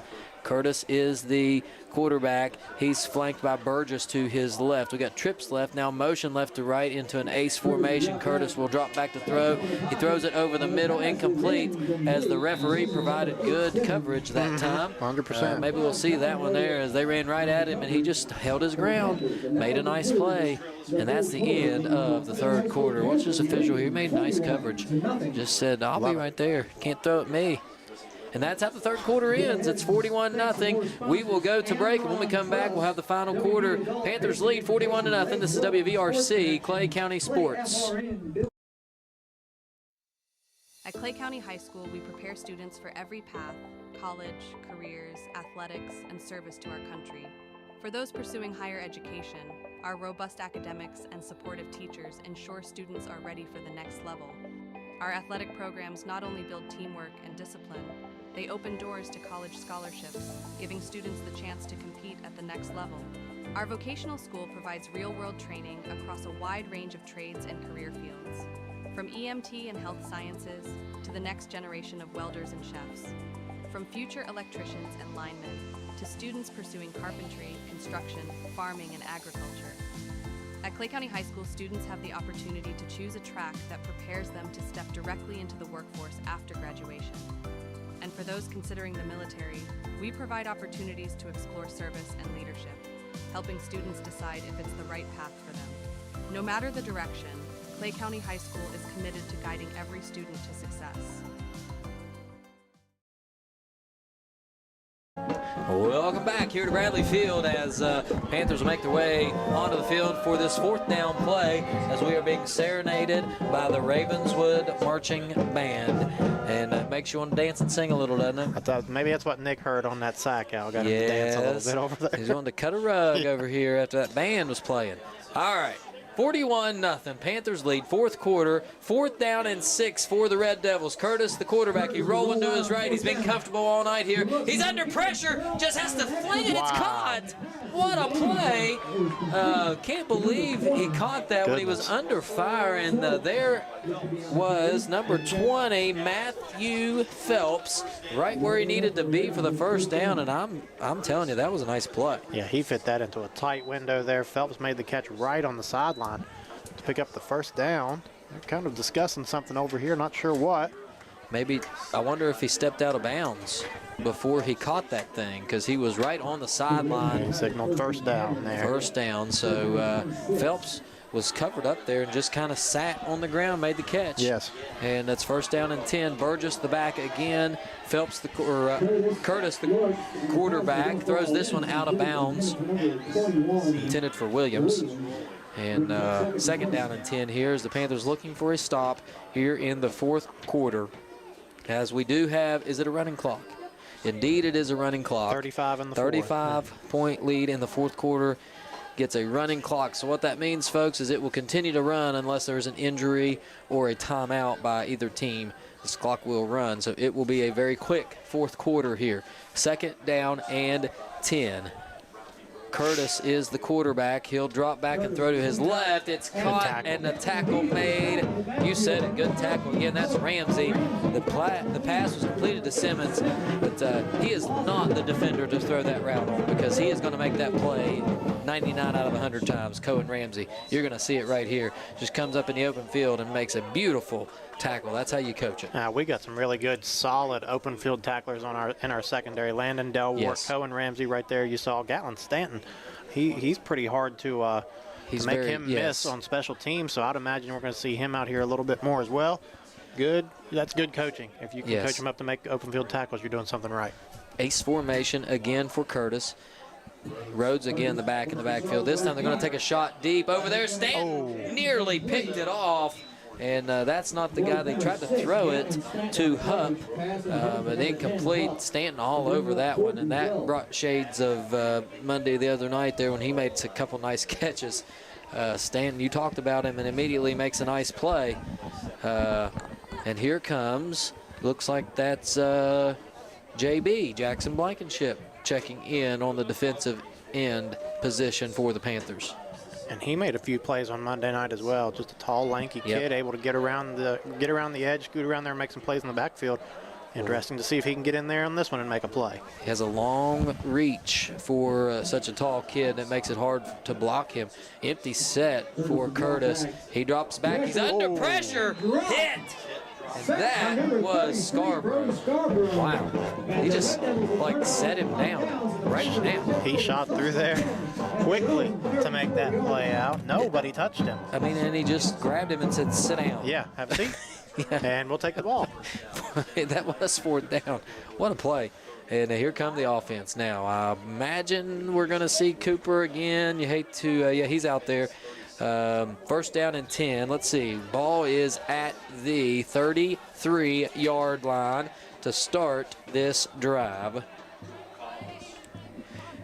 Panthers in ace formation. 2 receivers left, 2 receivers right. Scarborough the back. Collins is going to throw it. He's got either receiver he wanted. He ends up throwing it to Delwart. And the ball is at the 38-yard line. And he was down, but did you see the awareness of Delwart? Ball came loose, and he just kicked it out of bounds instead of letting him grab it. I wish we could see that on the replay. I don't know if we can see it or not, but he hit the ground, so he was down, but that ball kind of squirted loose at the end, and they went for it, and all he could do was stick his foot out. He just scooped it, kind of drug it out of bounds. Get it out of there any way you can. You can't have it. Any way you can. You said it early on, though, Al. He had either Delwart or Nichols here on the left side, and he chose that safe route again to Delwart. Yep, this time Scarborough will take it. He'll bounce it out to the left side. He's at the 45. Flag comes in. He gets to the 49, a 10-yard run. But let's check the flag here before we go anywhere. Hold on the Panthers. So that'll back us up 10 from wherever that took place. So imagine the 40. So I think this is going to be about a 2nd and 14. But let's see where they mark it here. Let's see if we can't mark it and get moving. although it doesn't matter at this point. The clock's running. We'll check on a couple of these scores out from AA, see if we don't have anything final by now. Doddridge beat Williamstown. Mingo Central all over Lincoln County. Midland Trail, big win. Rowan County up big. Chapmanville beat Logan. Chapmanville, 42-7 over Logan. Yep, that was the big one. I know Panther fans won't be excited about this, but we could end up going back to Logan for a playoff game. It's a possibility we have talked about for sure. This time it is going to be from the 30-yard line. It's a tip pass to Nichols. He's at the 40, 45, 50. Still on his feet. Nearly makes Rhodes miss, and he's down to the 47-yard line. He went from the 30 to the 47, so that is a 23-yard gain. And was that tip pass again? I think so, Al. So another 23-yard completion from Collins to Elliott. First down, Panthers. Oh, I said Elliott. Sorry, Nichols. Thank you, Tara. She's correcting me here. It's just so easy to mix the two up. Absolutely. They do the same things. Make plays. All right, Panthers ready to go here. Motion is Nichols. It's another handoff left this time to Scarborough. You're not going to get him down with an arm tackle. He rumbles forward to the 39-yard line, an 8-yard carry that by Scarborough. You're up second down. Flag down now. Flag. Correction. Block in the back, I believe, was the call. Oh. I was just getting ready to say, I think Brody's probably pushing 100 yards rushing, but with that one coming back, probably going to scoot him back just a smidge. Yeah, we'll see. He's probably over 100 at this point. They're going to mark it off all the way back to the 44, going the other way. Well, now they can take their time as much as they want because that clock's rolling. So if they want to take a minute to spot it, take a minute to spot it. Yeah, 44. Nope, the 42. So it is so frustrating whenever they stand one place and then spot the ball at another place and then move it back. So we need all the way to the Ravenswood 37 for a first down. So 23 yards to go here for the first down. Collins will throw it out to Ramsey. He catches it at the 40, 45, 50, makes a man miss, 45, 40, 35, 30, 25, and he's taken down all the way down to the 22-yard line. 36-yard catch for Cohen Ramsey. Al, I think Nice Landon play. Delwart and Joel Elliott were both out there. One blocked one out, one blocked one to the inside, and Cohen Ramsey ran right in between them for a big, big, big play. Yeah, it just looks so easy, doesn't it, sometimes? Oh, yeah. I'd say Cooper's pushing 300 yards, if not more, passing at this May very point. well be. He's in the shotgun again. Scarborough will stay in to block. Cooper throws it out to the left. It's caught by Delwart. He's trying to make a man miss, and ball's on the ground. Uh-oh, this is trouble. I don't think he was down. He's being chased by Brown, and Rhodes is going to be tackled at the 30-yard line after that play. And uh-oh, who's that? Is that Collins? It is. Oh, no. He's going to get up. He's going to get up. Let's just get him out of there at this point. I would agree. As he got landed on, I believe, is what happened there. Squirming around at his hip. Hopefully he's okay. He's jogging off, so that's good to see here. Hopefully he's okay. And that was an unfortunate play. Delwart just trying to make something happen that probably wasn't there. And the defense will come back out onto the field here. A little more sloppy than you like, although it's 41-0. I know it's not going to be perfect in a game like this. I know that as a sports guy, you know this tends to happen sometimes. It's a cold evening. You're playing a team that isn't as talented as you are, and sometimes you play down a little bit to that level, and maybe that's what we're seeing here. So we'll get some of the reserves here. Let's see if we can't call some names here. We've got 17 Kanan Payton in the game. We've got Blankenship in the game. At safety is Colin Elliott now. The handoff is to number 11, Burgess. He rumbles forward for a gain of about 8. And let's see who else we got in the game. Coleman is still in there along with Williams and Scarborough. We got Canfield is at the end position. We have Eddie Matheny and Isaiah Ramsey are on that defensive line here. Gatlin Stanton is over there at the right side corner. So a host of Panthers here, and we may see more. We'll try to get everybody's name called here as Burgess is now going to be flanked to the left of Curtis. He'll get the ball. Nowhere to go. Adam Canfield, 9th grader, playing up above his age level and grade level for sure. Nice play. 3rd down and short. Now, Burgess is a big kid. They brought him into the backfield. You mentioned it a few drives ago, and he was really just used as a lead blocker for Owen Curtis. He's ran the ball hard the last couple plays here, picked up a big chunk on the last one, and then Canfield said no more. And now it's going to be 3rd down and very short. Jaden Morris has checked back in here for this 3rd down play. Under pressure, Williams got the hit, and that pass just floated into no man's land as Williams came in there like a rocket, unblocked, and it's going to be 4th down here as the Panthers will try to get off the field with 1.5 minutes to go. So we are winding down, and we're nearing another shutout. I was going to say there's a big play right here, Al. You'd love for this defense to get off the field, preserve the shutout. You know they're thinking that same thing probably. Here come the Red Devils. It's going to be a sneak by Curtis. He's down at the 21. It's close. It is very, very close. Depends on where they spot it. And I think this near side official is going to spot it a little closer. Boy. Yeah, they're going to have the 1st down here. Got a good spot. Play Senior Services, Gomart, People's Bank. And it is did they call a timeout? I believe so. So with 1:04 to go, let's take another quick break and hear word from our sponsors. When we come back, we'll finish this one up. It's 41-0 Panthers on WVRC, Clay County Sports. Clay Family Pharmacy is your hometown pharmacy, serving Clay County and the surrounding areas with prompt, reliable service and a family-friendly atmosphere. We are open to serve you weekly. Our hours are Monday through Friday from 9 a.m. to 6 p.m. and we are open Saturdays from 9 a.m. to 2 p.m. Give us a call at 304-587-2123. Clay Family Pharmacy, proud supporters of all Clay County athletes. If you're interested in a new tractor or implements, give Shamlin Brothers Farm Supply a call at 304-927-1426. We are a coyote, bush hog, Vermeer, and coon dealer. Also, look us up on the web at ShamlinBrothersFarmSupply.com. And may God bless. We are back here for this 1st down play. It's a pass over the middle, incomplete. Curtis intended for Simmons. Nothing doing there. 2nd down and 10. Clock continues to run even on that incompletion here with the running clock. So the Panthers doing all they can. We're down to probably just a play or two left here in this ball game.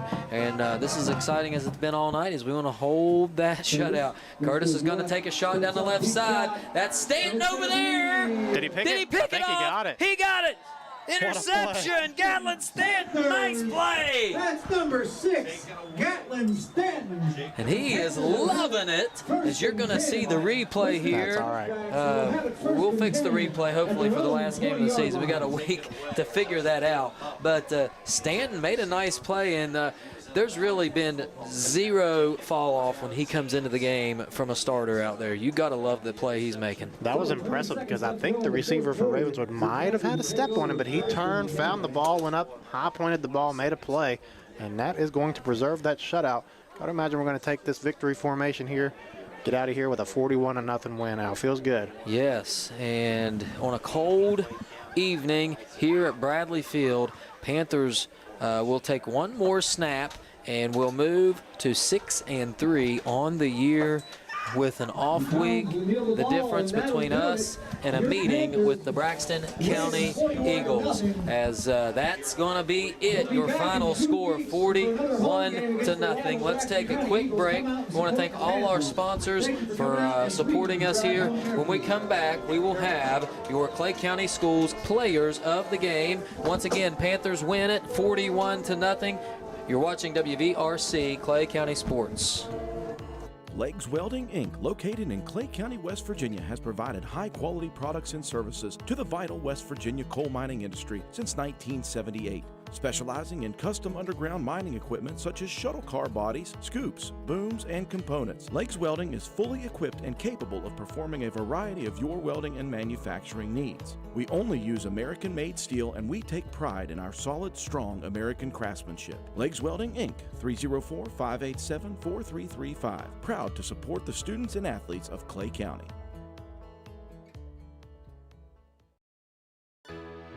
Escape the hustle and bustle of this busy life on a 250-acre private gated farm, Walker Creek Farms and Cabins. We have 9 rental cabins, 6 ponds, 6 miles of hiking trails, a playground, paddle boats, and more. Each cabin has plenty of privacy with a hot tub at each cabin, a fire pit, grill, hammock and rocking chairs, and porch swings to relax and take it all in.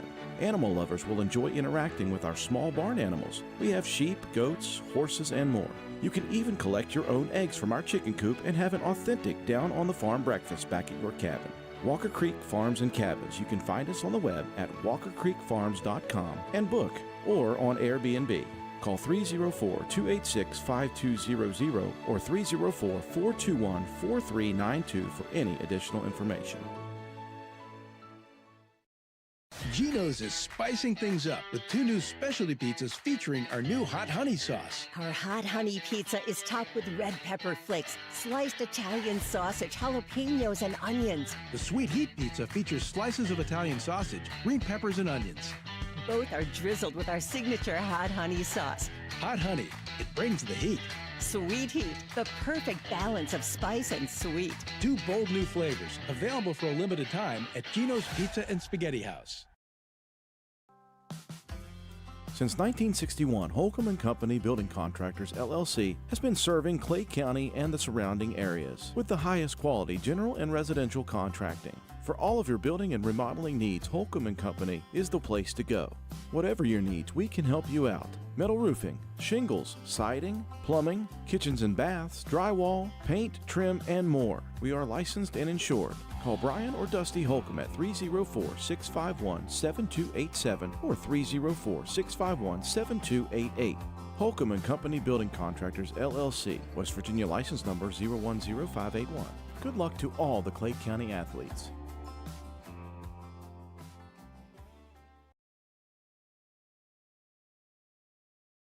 We are back here at Bradley Field. Panthers with the victory tonight over the Ravenswood Red Devils, 41-0. Panthers moving to 6-3 and position themselves very well with a bye week upcoming before we finish the season in 2 weeks right here against none other than the Braxton County Eagles. What a game that will be. What a time it will be. Braxton looking to come in and knock us off. We'll be looking for playoff positioning. Man, this is going to be exciting and give us time. Both teams are off next week, so I'm sure there'll be some time to heal up and get things right and prepare. As Dale, I know your scoreboard checking there, watching. How did Braxton do tonight against Pike? They were in overtime when they won. They were in overtime. Wow. It was 26-20 Pikeview last time I checked. Braxton County came back to win 27-26. So that'll put them to 3-5 on the season. Big win. Wow. 4-5. They'll be 4-5. So what's going to happen then is they're going to look to finish 500 and knock off Clay County as we're heading to the playoffs. Boy, that'll be an interesting one now. Fun. But while we're here, it is time for the Players of the Game, brought to you by Clay County Schools. And I'll start here on the offense, and we will go with 3 of them tonight with 41 points. I'm not sure I could have gone. Hate to leave anybody out, but we're going to go 3 guys. We'll start with Brody Scarborough. Scarborough had 7 carries, which it felt like more, 126 yards on the night on 7 carries. So pretty impressive stuff there for Scarborough. You had Cooper Collins, the quarterback, completed 20 of 26 passes, and catch this, 317 yards unofficial, but that's pretty close to what he had. Over 300 yards for Collins tonight in the air. And then, of course, how could we forget, but one receiver tonight, the senior, Jacoby Nichols, not only had 5 catches for 118 yards and 3 touchdowns, but he ties the record for most career receiving touchdowns at 32 tonight in this game, looking in 2 weeks to break the record. What a game for Jacoby Nichols. So your offensive players of the game, Cooper Collins, Jacoby Nichols, and Brody Scarborough. Congratulations, guys. What about the defensive side? For defense, Al, I'm going to give it to somebody who was all over the field tonight. He ended up with 7 tackles and a sack. Probably had 3 or 4 of those tackles for loss. I'm going to give it to linebacker Blake Coleman. Could have gone to Nice. a lot of guys. We had several sacks, but I'm going to go with Blake Coleman here. He seemed to be all over the field making tackles in the backfield. So Blake on defense, your 3 on offense. I think you can't argue with any of those, Al. Yes, I agree with you there. So congratulations, guys. A good team victory tonight. Up again, Panthers go to 6-3 on the evening. And upcoming, again, a matchup in 2 weeks. We're off next week for Halloween, and then we'll finish the season right here at Bradley Field, where we have played awfully well. Haven't been beaten yet here at Bradley Field as we take on the Eagles of Braxton County. And what a game that will be. And also that we will know a little bit more about where we're going to fall playoff-wise and have a better idea of what our possibilities could be and where we're going to go, or maybe who's going to come here for the playoffs. So a really exciting time here. So we're thankful for that. As far as upcoming broadcasts, no more JV action for us for the rest of the year as they're on the road next week. We are still looking into the volleyball team plays a sectional matchup on Tuesday night. So not sure if we're going to be able to make that one or not, but we will keep everyone updated. That's on Tuesday evening next week. And then also, I know obviously the Braxton County game, but we got the spelling bee coming up soon too. Is that right? November 6th. That is official. We will be there. I'm excited for that. So 9 o'clock in the morning on November 6th. We'll be there. Man, I've never broadcasted at 9 in the morning. That'll be exciting stuff. Yes, we'll have to have our brought to you by Tutors. That is our sponsor. Maybe they can sponsor some coffee. Yes. I don't know. Maybe they need to sponsor some coffee for these things. As our film man Tracy's coming off the top, and he is just now thawing out enough to walk. As we think his legs were completely in an ice cube up at the top. He says yes, and for sure. All right, well, Dale, I don't know. Good game tonight. We expected to win. We did get a win. A little sloppier than we liked, but 41-0, you can't complain too much. Yeah, sloppy in the first half. We were able to put it all together, though. Get those big plays to the big play receivers. Brody and Blake Coleman, some big runs. Got to love it. Get a week off. Get everybody healthy. Bring Braxton County in a couple weeks and see if we can't make it 7-3. Absolutely. Well, folks, again, thanks for tuning in. We appreciate it. Thanks to all our sponsors, especially our sponsor of Clay County Schools, who provided the equipment for us and the sponsorship to allow us to do these games. I want to thank WVRC, Andrew Miller, Swolby, all the guys over there in Spencer for all that they do. We want to wish we're gaining more and more sister stations from WVRC as Doddridge has stepped on now. We got Wirt, Calhoun. So we want to wish all those guys good lucks in all their games the rest of the season. And stay tuned, folks, because it's going to be a wild ride here to end the season. Panthers at 6-3. We will keep you updated again in any future broadcasts. But again, thanks for tuning in. Final score, 41-0. Panthers win it for Alan Tanner, Dylan Vaughn, and, of course, my lovely wife Tara here on the keyboard as well. We appreciate you watching. Thanks, and we'll see you next time. Good night, everyone. Enjoy the evening.